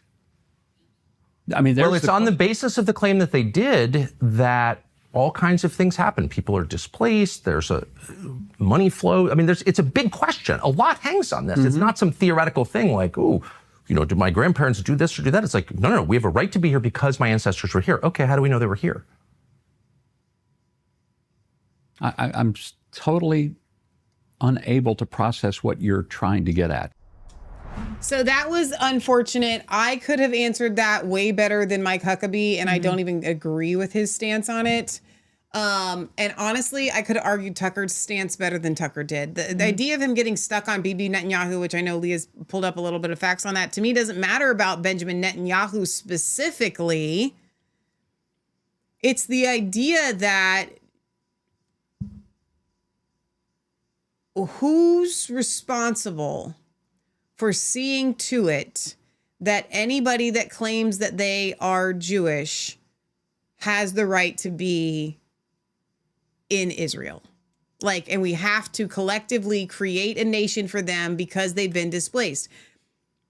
Again, it goes back to only the Bible. Mike Huckabee, and I think he actually would be honest about this, his stance can only come from what he believes the Bible says. Here's why there's an error in that. There are so many people around the whole world that have been displaced by other people, and they never get that land back. Okay? I mean, again, I would argue to Mike Huckabee, would he agree that because we displaced Native Americans, the Trail of Tears, that we should just all leave and allow Native Americans to have the run of the United States again, the Americas? There are people that actually argue that. That does not make any sense because we are here where we are now. Now, I would actually pose that same argument to my anti-Zionist friends because Israel is there now. But to go back to the root of the Jews have the right to be there and had the right to have a nation of Israel created for them because they were can you trace, Leah, and we cover this on Revelation Red Pill all the time. I don't think that anybody, do we know when the Jews were all dispersed from Israel? There's no temple records. There's really no way to And trace. you know why there's no temple records? Because the temple was destroyed in a complete fulfillment of Matthew 24. And the sacrifices ceased. And that's essentially the foundation of the disbursement of Jews from Israel that we have. So a person is considered Jewish if their biological mother is Jewish. And that status is irrevocable, even if the person does not practice the religion. Why just their mother? That doesn't even make any sense. It used to be the father's line, but now it's the mother's line. But that doesn't make any sense, though. They switched it. It should be either. No, it's just the mother. That's what they're saying. I'm saying that doesn't make any sense for ancestry for anyone. Yeah. Or you can become Jewish But I don't understand how you become Jewish in a ethnic sense. I would argue this. It's very strange. Israel has the right to exist because it exists right now. Right. Tucker, your argument is flawed. Mike Huckabee, your argument is flawed. Right. Neither of you are right. Mm-hmm. Israel has the right to exist because it has the right to exist. However, Israel's right to exist does not include Israel's right to exist at the expense of America defending and financially supporting it. That's not a right. So it's very strange. Roughly 40% of the Ashkenazi Jews descend from 4 founding mothers. Oh my gosh. So it is a little sticky. Okay, guys. But here's more on like a shared identity. But where are we at right now? Because Tucker has a point. Since 1944, there were Palestinians that were displaced to make way for the Jews. That was wrong. There are people that believe that Israel is trying to conquer all of the Middle East. I don't see that achievable.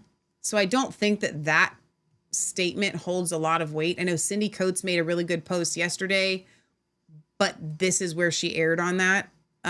There was an error in that, and that was this. Because I don't believe that Israel's trying to conquer. What I do believe is Islam is trying to conquer. Like, that's 100%. We don't have to argue about that. They are so factual about that. And you don't get to play it both ways, right?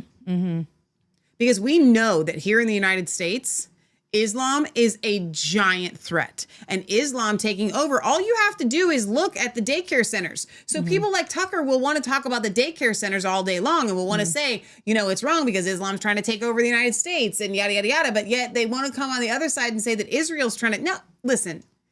Israel, if they're trying to take over, they're really just trying to take over control. But Islam is trying to physically outnumber and take over. I don't see the Jews going into Germany. I don't see them going into England. I don't see them going into. Well, they're not going into anywhere, but they do have. I do believe that they have AIPAC type people influence. That's what I'm saying. But their takeover is more subversive. Okay, but why? Okay, why?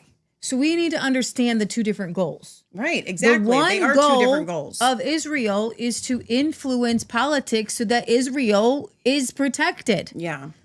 The Nigerians and the Iraqis and the Afghanistans are not going to England. It's Afghanis. Whatever, to England to influence the government so that Afghanistan is strong and protected, or Nigeria is strong and protected. Right. They're going in to steal and take the resources. So we need to be able to look at these situations for what they are rather than how we feel about a situation. I'm proud of us for doing this because I think that you can really, like, if I wanted to get a bunch of viewers, I would go down that rabbit hole of let's talk about the Ashkenazi Jews and let's It's hard to say Jews. I know. And let's talk about how blah, blah, blah, blah, blah. And let's talk about Bibi and was he born there? Like, these are, honestly, those are conspiracy talking points that don't get to the root of the issue, that don't get to the root of the problem. I do want to play more of these clips, though. Go ahead. William says, I have returned from China and most people there have never heard of Israel. No way. That's interesting. Okay. All right. We played this one, I think. Yeah. Come on. Go. Again, you guys are not going to, if you're starkly on one side of this, our commentary may not be happy for you. No, because we're going to make everybody mad. But if you're open-minded, I think that will make sense. It happened in Shepherd's Field. So it's a Christian village. Bet-Sahur, I think is its name. Right outside Bethlehem. If it's in Bethlehem. It's not in Bethlehem. I think it's Bet-Sahur, I believe, is the name of the village. Because there are no Israelis in Bethlehem. None. There are no Jews in Bethlehem. Are there new settlements outside Bethlehem where he is from? Over in Area C, but not in Area A. There are none. Well, he describes the town he grew up in, and I guess I I wonder why a Christian whose family's been there for 2,000 years. There are Palestinian Christians throughout Judea and Samaria. That's true. I've been over to visit them. I go there regularly. I know you have, and some have been, we've advocated for some that are Muslim, but they're American citizens, and we advocated because, did you say this happened in Bethlehem? Okay, so that's not the whole story. No, that's not That's the a whole very story. short He was clip. talking about a guy whose mother was shot randomly by the IDF with no reason. Areas A, B, and C are the 3 administrative divisions of the West Bank under the Oslo Accord of 1995. Area A is the Palestinian Authority. Sorry, I think I got those mixed up. I mixed up A and C earlier. Major Palestinian cities are Ramallah, Nablus, and Bethlehem. Area B is the Palestinian Authority, joint Israel overriding security, primarily Palestinian villages and rural areas, no Israeli settlements. And Area C is Israel, contiguous territory containing all Israeli settlements, military zones, and state land.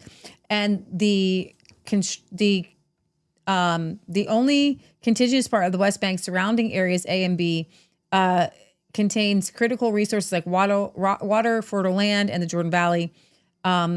It contains 450,000 to 500,000 Israeli settlers. It is also home to roughly 300,000 Palestinians who face significant restrictions on building and development, and that's the confusion around the West Bank. People want the settlements to be taken down.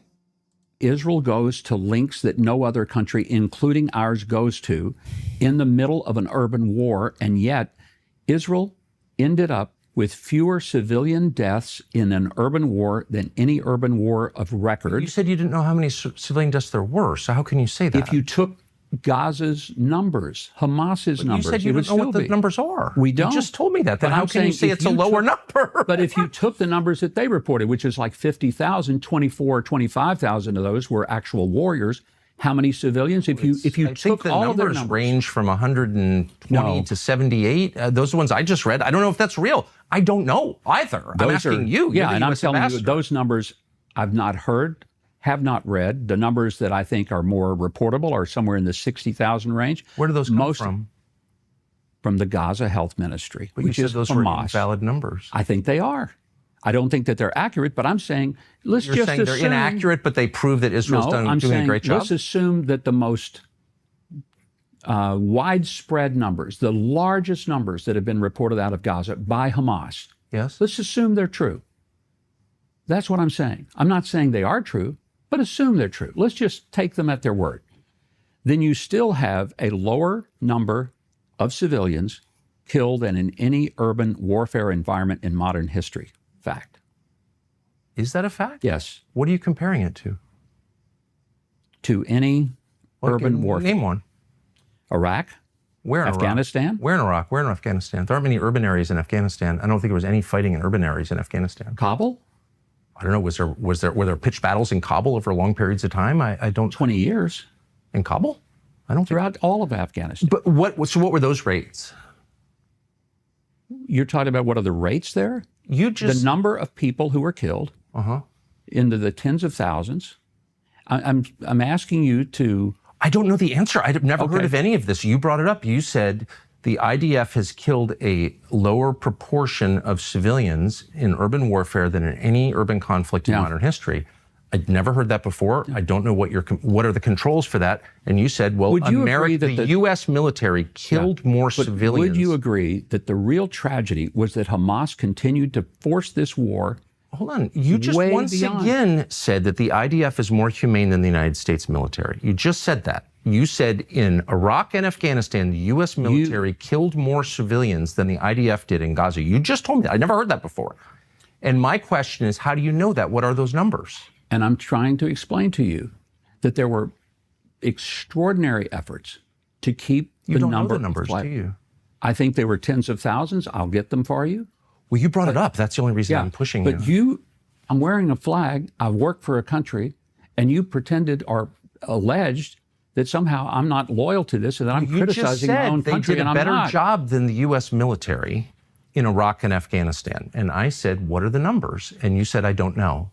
So on what basis are you making the claim that the IDF in Gaza spared more civilians than the U.S. Army and Marine Corps did in Afghanistan and Iraq? Why are you saying that?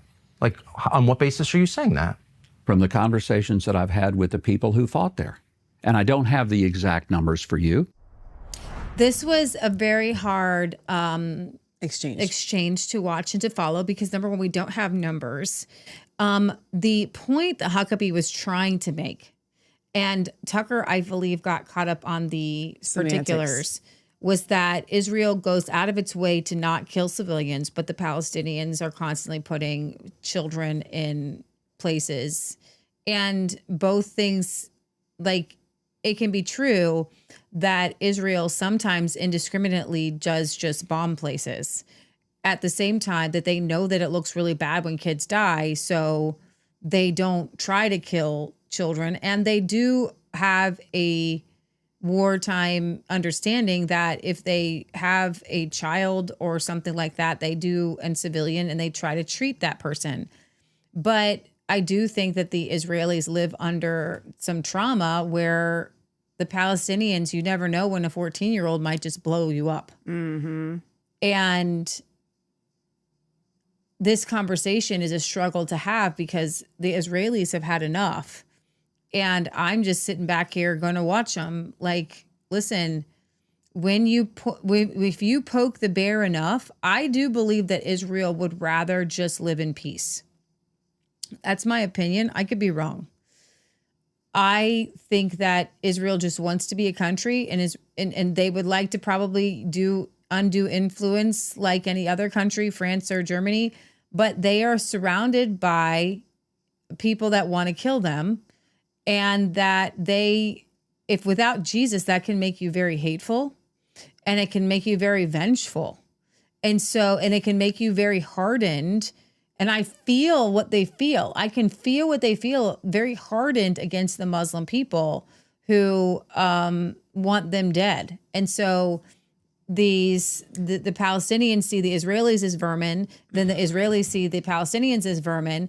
And when you lose the humanity of I don't know why God picked a Palestinian ER doctor from Palestine to help my mom the night that she had to go put on an ink and she had to be on a ventilator, but he did. And it changed my view of Palestinians from these just random rabid death seekers to, this guy had a heart. They put him in charge of the, IU, intensive care at Bethesda North Hospital.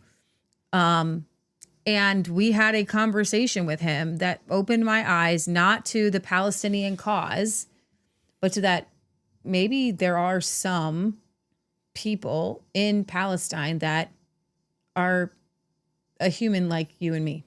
So I would like to play the other side for a second against Tucker, because I would like to ask Tucker.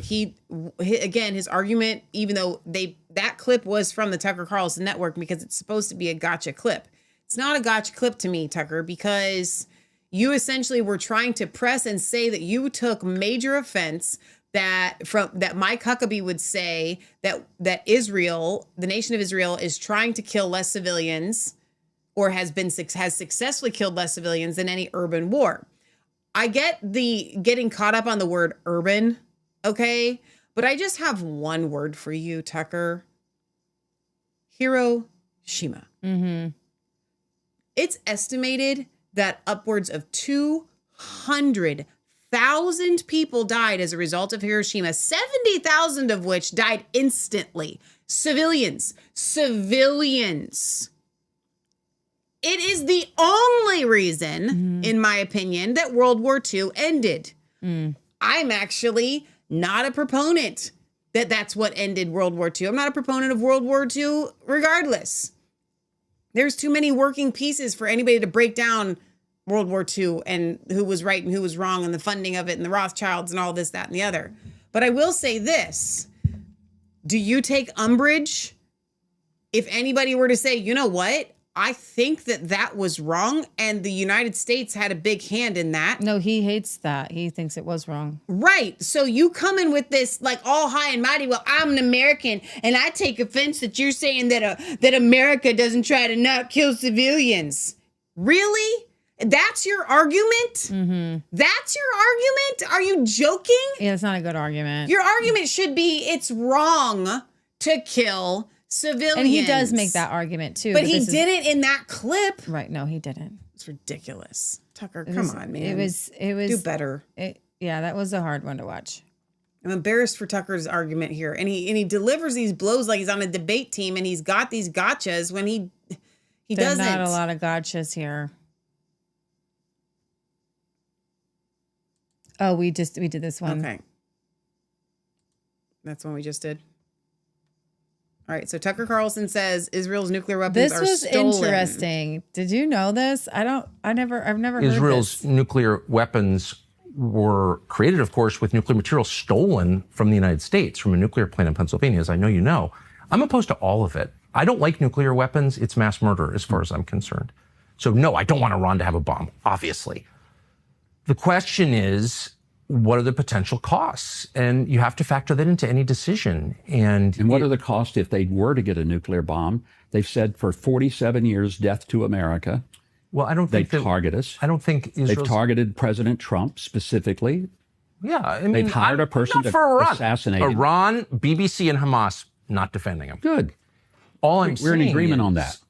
Our country is not thriving, and we're spending, tens and tens and tens of billions of dollars over time defending Israel's nuclear weapons. So this was actually a thing.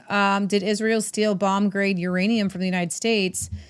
Says this was an article from 2014. The Interagency Security Classification Appeals Panel, the nation's highest classification authority, released a number of top-level government memoranda that shed additional light on the so-called MEC affair, the story that won't go away, the possibility that in the 1960s, Israel stole bomb-grade uranium from the U.S. nuclear fuel processing plant. The evidence available from the 2010 Bulletin article persuaded us that Israel did steal uranium from Apollo, Pennsylvania, the plant of Nuclear Materials and Equipment Corporation. They said we urge the U.S. government to declassify the CIA and FBI documents to settle the matter. In releasing the current batch, that was 2014, the release being largely due to persistent appeals from a researcher, Grant Smith, the government has been careful to excise from all the released documents the CIA reasons for fingering Israel. Despite this, the documents are significantly revealing. For one thing, the excisions themselves are a backhanded admission of the persuasiveness of the CIA's evidence. While we still don't know exactly what the CIA told high government officials, we do know that from the released memoranda that top officials thought the CIA's case was a strong one. Also, as described in the early article, one of us was present at the CIA February meeting briefing of a small group of nuclear regulatory commissions. And at that session, this guy named Carl Duckett, then CIA Deputy Director for Science and Technology, told the NRC group that the CIA believed the missing highly enriched uranium ended up in Israel. You know what I find is really funny is it just feels like right now, crazy. if they wanted it, we would just hand it to them. Exactly. We didn't need to steal it. So this one was a very highly controversial statement by Mike Huckabee. If you go to this one, that he believes that Israel has a biblical right to take over all of the Middle East, which to me, I found hilarious. Well, but again, I think what this should do for those of you that are against Mike Huckabee, you don't, how do I word this? I am going to play this, but I want to make this point before we play this because this is super important. Mike Huckabee believes this to his core. And I believe that Mike, knowing what this would sound like, said it in a way that he and those around him feel like he made a statement that was, yes, controversial, but a profession of his faith in the same way that I would say, I want Christianity to take over the world. The difference is this. Christianity is yes, it's a theological government with Jesus as its head, but it doesn't have physical arms. And so, again, I want you guys to listen to this with some sympathy to Mike Huckabee because I think that he believes that he did something really great and honoring and sacrificial with God to be like bold for his faith. This is a faith-based statement, not a fraud, not somebody that's lying, not somebody that's trying to pull the wool over somebody's. Mike Huckabee here, if you were to have a body language person interpret Mike Huckabee, I don't think you would have anybody that would say he was trying to be deceitful in any way here. Or even manipulative. He has the answers that he has the answers for, and he says, I don't understand the question for the answers that he does not have the answer for. And he is saying this from deep conviction that is flawed and not biblical. But he believes it, and he's been taught it by all of modern Christendom in America.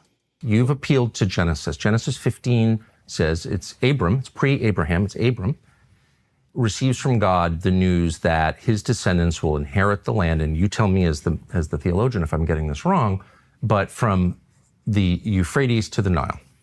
I think that's right. And that would include like basically the entire Middle East. That would be the Levant. So that would be Israel, Jordan, Syria, Lebanon. It would also be big parts of Saudi Arabia and Iraq. It would be, I mean, not sure it would go that far. I mean, it would be a big piece of land, but here's the point. It would be a lot of places that are now countries. But this particular area that we're talking about now, Israel, is a land that God gave through Abraham to a people that he chose. It was a people, a place, and a purpose. We can look at it that way. Christian Zionism, I want to go back because that's where we started. I'm not going to let you off on this because you have said it 3 times that God gave this land to this people. And so it is entirely fair for me with respect to ask, what land are you talking about? Because I just read Genesis 15, as I have many times. And that land, I think it says, from the Nile to the Euphrates, which is, once again, basically the entire Middle East. So God gave that land to his people, the Jews, or he didn't. You're saying he did. What does that mean? Does Israel have the right to that land? Because you're appealing to Genesis. You're saying that's the original deed. It would be fine if they took it all. Oh, geez. If you Google biblical boundaries of Israel, I'm going to probably say something that's controversial. If you pull the map out, once you bring it up, and you see how much land is owned, how much, I just put in biblical boundaries. I can just grab your tab here. No, I don't want a free ebook. When I look at this map here. It's not showing up yet. Then I zoom out. You'll see that there are a lot of Muslim countries. If you zoom out a little bit. This is not, unfortunately, Tucker, the entire Middle East. Pakistan isn't touched. Afghanistan, Iran, Saudi Arabia, Oman, Yemen, Egypt. It's a little good piece of land, but honestly, I wouldn't have a problem with that being the size of Israel. Look at that in comparison to the size of Egypt. Look at that in comparison to the size of Iran. Look at that in comparison to the size of Saudi Arabia. And this is, I'm going to play devil's advocate or God's advocate or nobody's advocate, secular advocate. Guys, look at the size of India. The Hindus have India. Christians are all over the place. I don't have a problem if there's a big swath of a country that's their Jews hang out and they got Jew supremacy stuff or whatever you got. Okay. Listen, I don't have a problem with it. If Israel's going to do Israel, Egypt did Israel. Do you see me like hammering on Egypt? Let go of your property. Hammering on Saudi Arabia, let go of your property. Hammering on, I just feel like this idea that the anti-Zionists and the and the Zionists, the people who hate Israel and see Israel as like this big giant evil thing. It's like a little Jesus right here. Like it's all you can see. It's all, you got a little Jesus on your face. You got a little Jesus on your face. You got a little Jesus on your face. You got a little Jesus. It's all I can see is a little Jesus on your face. Well, I'm wearing a hat. I have eyes. I have hair, but this is all you can see. And so the internet right now is full with the people who just literally are making memes to make Israel this little tiny, if you scroll back in and see how small Israel is, and see how they're fighting over this teeny tiny little strip. It's pretty ridiculous. It is ridiculous. And I do believe it would stop. I do. If the Muslims would just be like, okay, fine, we don't need that. So I'm going to add my devil's advocate to Leah's. And I think there's like another clip or two of the Tucker thing. Guys, I want to ask you a legitimate question. Maybe you've considered this, maybe you haven't. I haven't until today. I mean, I've kind of thought about it, but not seriously until today. What says in all of humanity that has been in battles over land and usurping and taking over land from the beginning of time? Can someone tell me when we decided as a people that we as humans, the human race, was not going to allow that to happen anymore? And what I mean by that is, why does the United States have to interfere in one nation deciding to conquer another nation? I'm going to give you the answer in a second, but before we get to it, ask yourself that question. All of humanity has existed with slavery and conquering lands and taking lands, and like the whole Old Testament is about Israel taking land. When did we stop allowing that? Was it World War II? Do you think that that's when that took place? Do you think that like after Israel became a nation, World War II is over, and now we as humans have decided that we will never ever for forever, even though for the past 6,000 to 8,000 years that the earth has existed, which we believe that time frame, you can say millions of years, that's fine. Okay, for millions of years. Mankind has always fought over land and beaten people and taken over their land from the beginning of time. And we live in an era now where that is unacceptable by all humans. I don't know if you could bring this up while you're talking. We do not, you can. Do you not need to type something in? I'll figure it out. We do not allow, I'm just going to, if you start typing this, it'll pop up. Okay. We don't allow security check required. It will be fine. You're human. Other nations to take over other nations. Now, once you've answered that question for yourself, do you think that we should allow essentially nation evolution to play out and just allow other nations to take over other nations because that's how it's always been done? This is where I'm going to give you a little revelation red pill nugget. Do you know why we don't allow that anymore? Do you know why that doesn't happen? This idea, why Tucker is so appalled at an idea of Israel taking more land, because like no one and no peoples have ever taken land from other people, America. We don't, because the increase of his government and peace is expanding every day. Mm-hmm. And we are evolving, to not use that word in a, scientific way, but we are evolving and growing that we don't do that anymore. And so when your dispensationalist end times friends come to you and say, but Leah and Michelle, don't you understand that the world is getting worse and worse and worse? I'm going to pose to you, okay, what happened to conquering? What happened to colonizing? What happened to that? It's just gone. We don't do it anymore. We don't allow it anymore. And maybe we should. Okay, so bring this up. Listen, I'm going to be old fashioned. Okay, if you show this map, it shows that France had Algeria and Morocco, Italy had Libya, Egypt, Sudan, Iraq, Jordan, Yemen, Israel. It was now Israel was the British mandate, was the United Kingdom. I looked these up. Turkey, Iran, and Saudi Arabia being under European control. That's not exactly true. Europe did not formally colonize Saudi Arabia, Iran, and Turkey, although all three experienced significant Western, particularly British influence, while Britain and France divided much of the Ottoman Middle East, Syria, and Iraq. After World War I, these three nations largely maintained their sovereignty. Turkey, following the collapse of the Ottoman Empire in World War I, Turkey actually resisted European attempts to partition through a national liberation movement. And Iran, never formally colonized, Iran was carved into spheres of influence by the British and Russia in the early 20th century. It was effectively a de facto colony of Western interests at the times rather than a direct colony. And Saudi Arabia, the region was never colonized by European powers, though Britain held strong sway over coastal areas and treaties with local leaders. The kingdom was unified in 1932. I'm going to tell you something. You look at this map.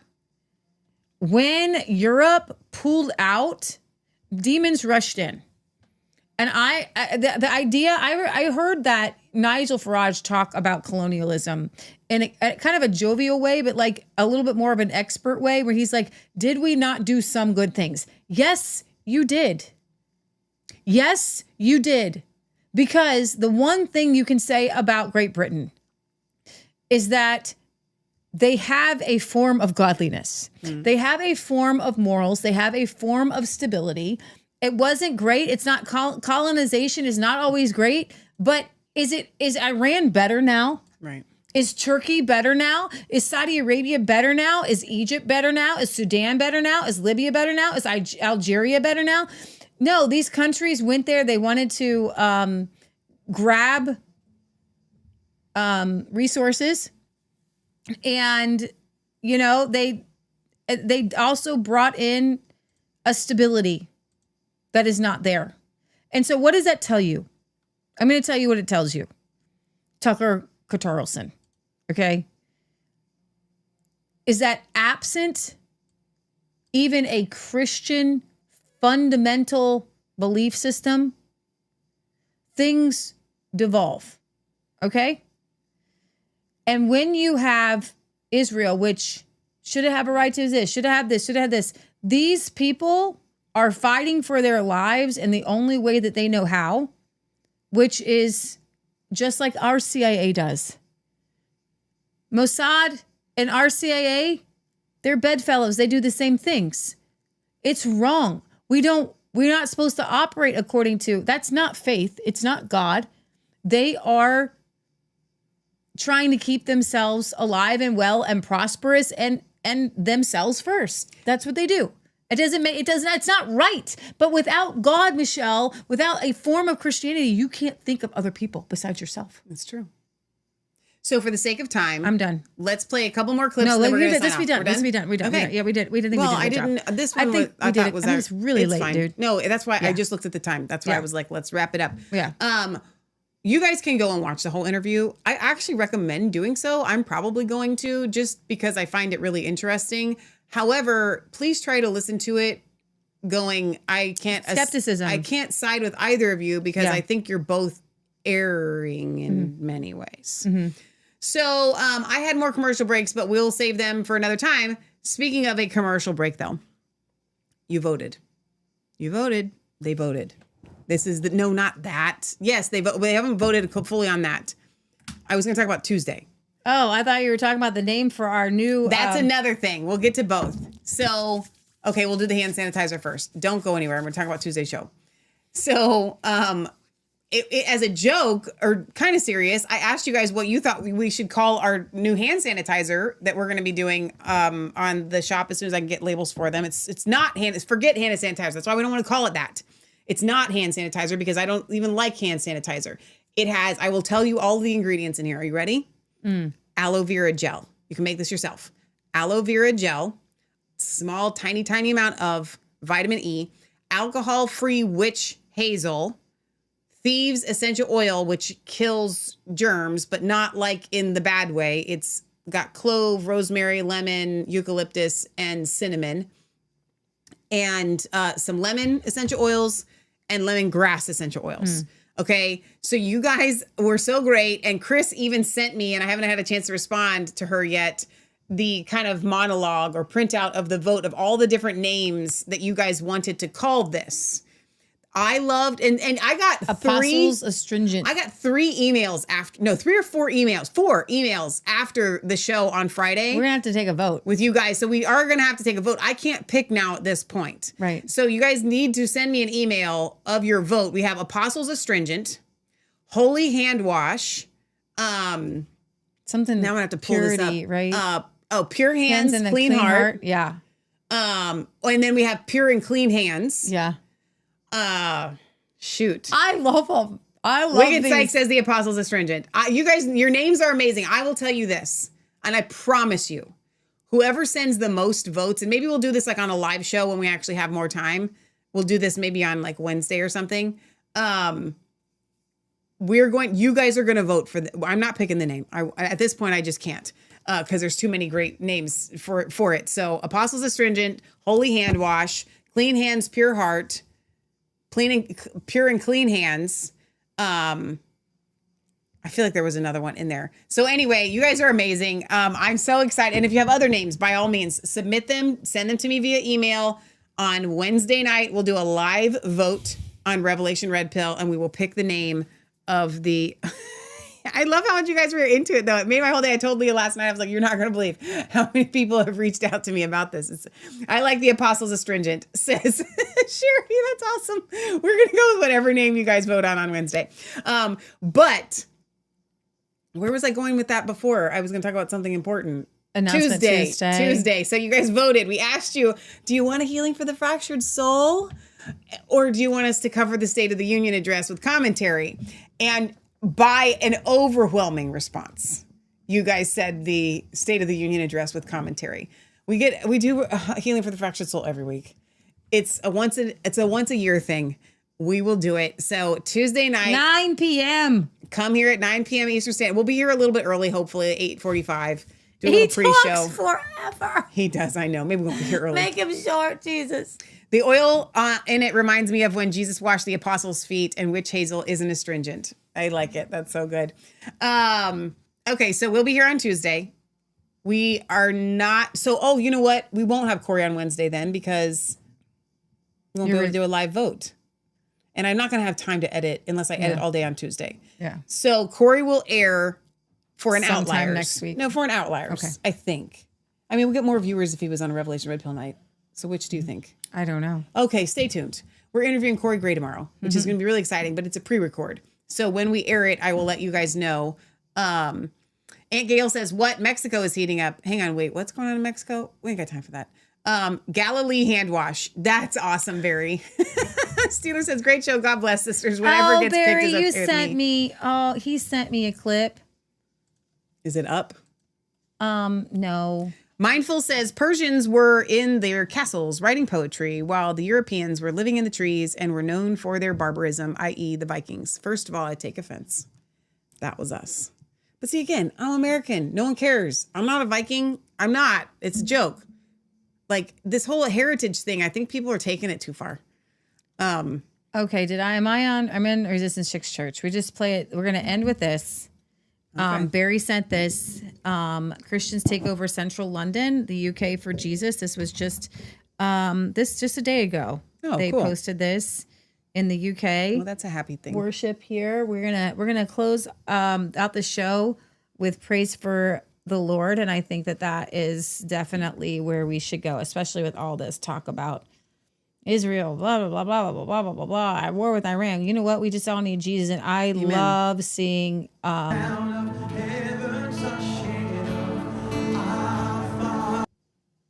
no. I hope it plays. Come on. All of heaven rolls your name and sing louder. Let this place erupt with praise. Can you hear it? The sound of heaven touching earth. Oh, the sound of sing, spirit break out. We sing, spirit break out. That lady's speaking in tongues. Come break our walls. Well, they say that UK is growing in the Pentecostal charismatic movement. Spirit break out. This is awesome. Let me fast forward a little bit. we skip ahead? Yeah, we're just gonna skip ahead. You are the King of Kings. Yeah, come on, all across this place today. The King of Kings. The King of Kings. This is like what heaven's gonna look like. All this is what we want when we talk about multiculturalism. No, it's good. All these different faces, all these different ethnicities.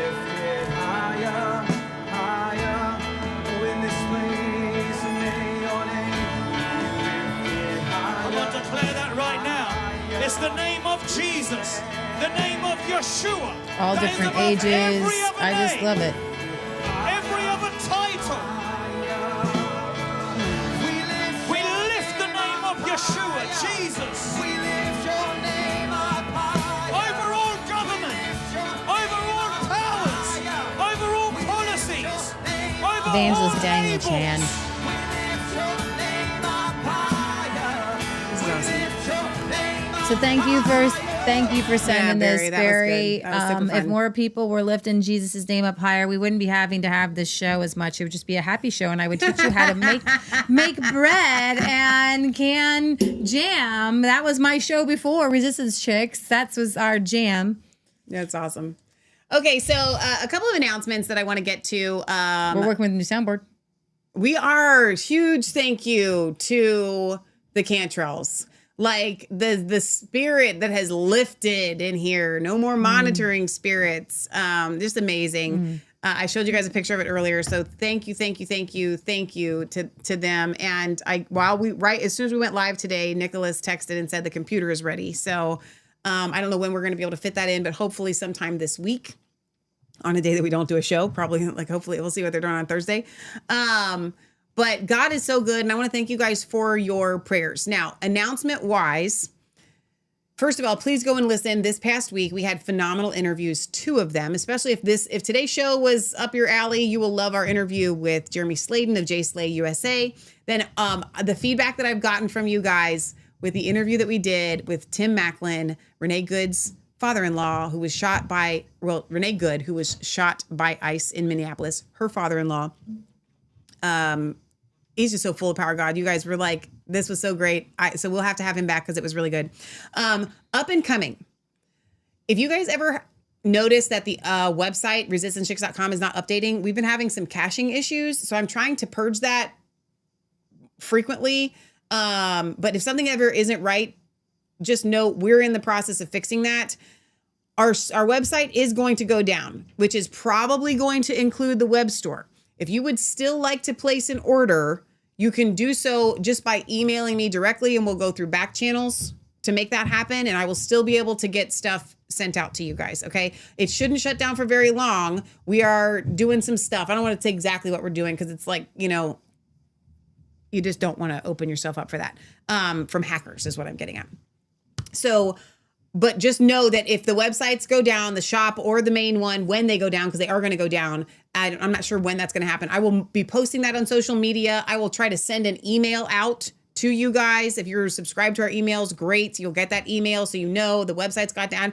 But under normal circumstances, I don't think you guys take advantage of the website enough. I post every show that we do over on the website. There's so much information there. Every show has our advertisers. It has the description. And then when we have a guest on, all of their links are listed. Revelation Red Pill has a whole playlist. Healing for the Fractured Soul has a whole playlist.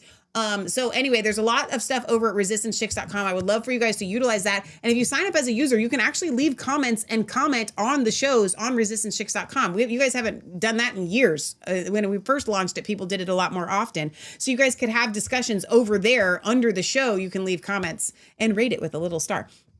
So just be aware that the sites are going to go down at some point for maintenance. So that is that. And then I am going to be having on the store one of our latest products. Leah can model this for us. You guys asked for this, actually. You asked for an aromatherapy instead of an eye pillow and neck wrap. I am in the process of making these, and this is one that I have. It's been sitting here and I just keep smelling it. It's got lavender and flaxseed in it. You can heat it in the microwave, cool it in the freezer. It'll stay warm or cool for about an hour. You can use it as a hot wrap for anything. Like if you've got an upset stomach or whatever. So those are going to be available in red flannel and blue flannel. I found the softest flannels that I could find. And then, of course, we are going to have the hand sanitizer coming soon. I don't have any advertisers other than gold and silver. Zhang Enterprises is changing their name to Zhang International. So stay tuned for that. But the same way to contact them exists by going to resistancechicks.com/God's Money. So if you have any questions about gold and silver, God's money, how to get out of your 401k, or your, if you want to transfer your retirement into actual hard metals, Zhang Enterprises, now called Zhang International, is the way to go. So resistancechicks.com/God's Money. I think that's Thank you guys for being here. Thank you for going through the trudges of things. We'll just end in prayer. God, I just lift up everybody watching right now. I thank you for the revival that's happening in the UK, and I ask you that you continue it. I ask you that it would change the government. I ask you, Father God, that you would bring down the Keir Starmer government, but you would also raise up a good one that is honoring to you, where family is the most important, and that they can love one another and serve one another. You raise up this next generation. We just pray for revival in the UK. I thank you for revival in the Middle East, that we don't have to keep reporting on these things. I thank you for revival in Israel, that everybody in the Kisnet gets radically saved and filled with the Holy Spirit. And I just bind and gag Satan from this idea that we have to go to war, that we have to fight people in Iran and Iraq. I thank you for revival in Iran. It's for Saudi Arabia to be overcome with the power of God, for you to put rain there, for you to plant trees there and grass there. And that's the most important thing, that life will thrive in the Middle East again. And that you would allow the rain to flow and the blessings to flow, and that you would pull people from any ideology that's not of you. I ask you, Father God, that you would rain down your Spirit upon America, and that people watching right now will be filled with your Holy Spirit, radically changed. I thank you for the people, our friends in Germany who are listening, that you would bless them, that you would bring revival in Germany, that people get radically saved. And thank you for revival, real revival in Australia, not the fake Hillsong kind. I thank you, Father God, for the real revival in South Africa, that you bring down all these fake charismatic preachers, and that there would be real moves of God that touch people, that bring people into your power and your presence. In Jesus' name, amen. Amen. All right, you guys, remember, it's not just a conspiracy theory. If it's actually the truth, we'll see you on Tuesday for the State of the Union address. Leah's going to have a great time. She's going to love it. You guys are going to love it. No, I can't guarantee you're going to love it, but you'll love our show. Will our really? show. Will right, really? Yes. And then, of course, we'll be here on Wednesday for Revelation Red Pill, Friday Headline News, Sunday World News again, and then sometime next week, Corey Gray in the house. It's going to be awesome. All right, we'll see you next time right here from ResistanceChicks.com. You guys are amazing. I hope you have a blessed rest of your Sunday rest. Did I say that right the second time? The rest of your Sunday rest. Yeah, I got it. The rest of your Sunday rest? Yeah. That was unfortunate. That's a little bit of a struggle. Yeah, the English language is difficult. The rest of your Sunday rest. Okay, bye.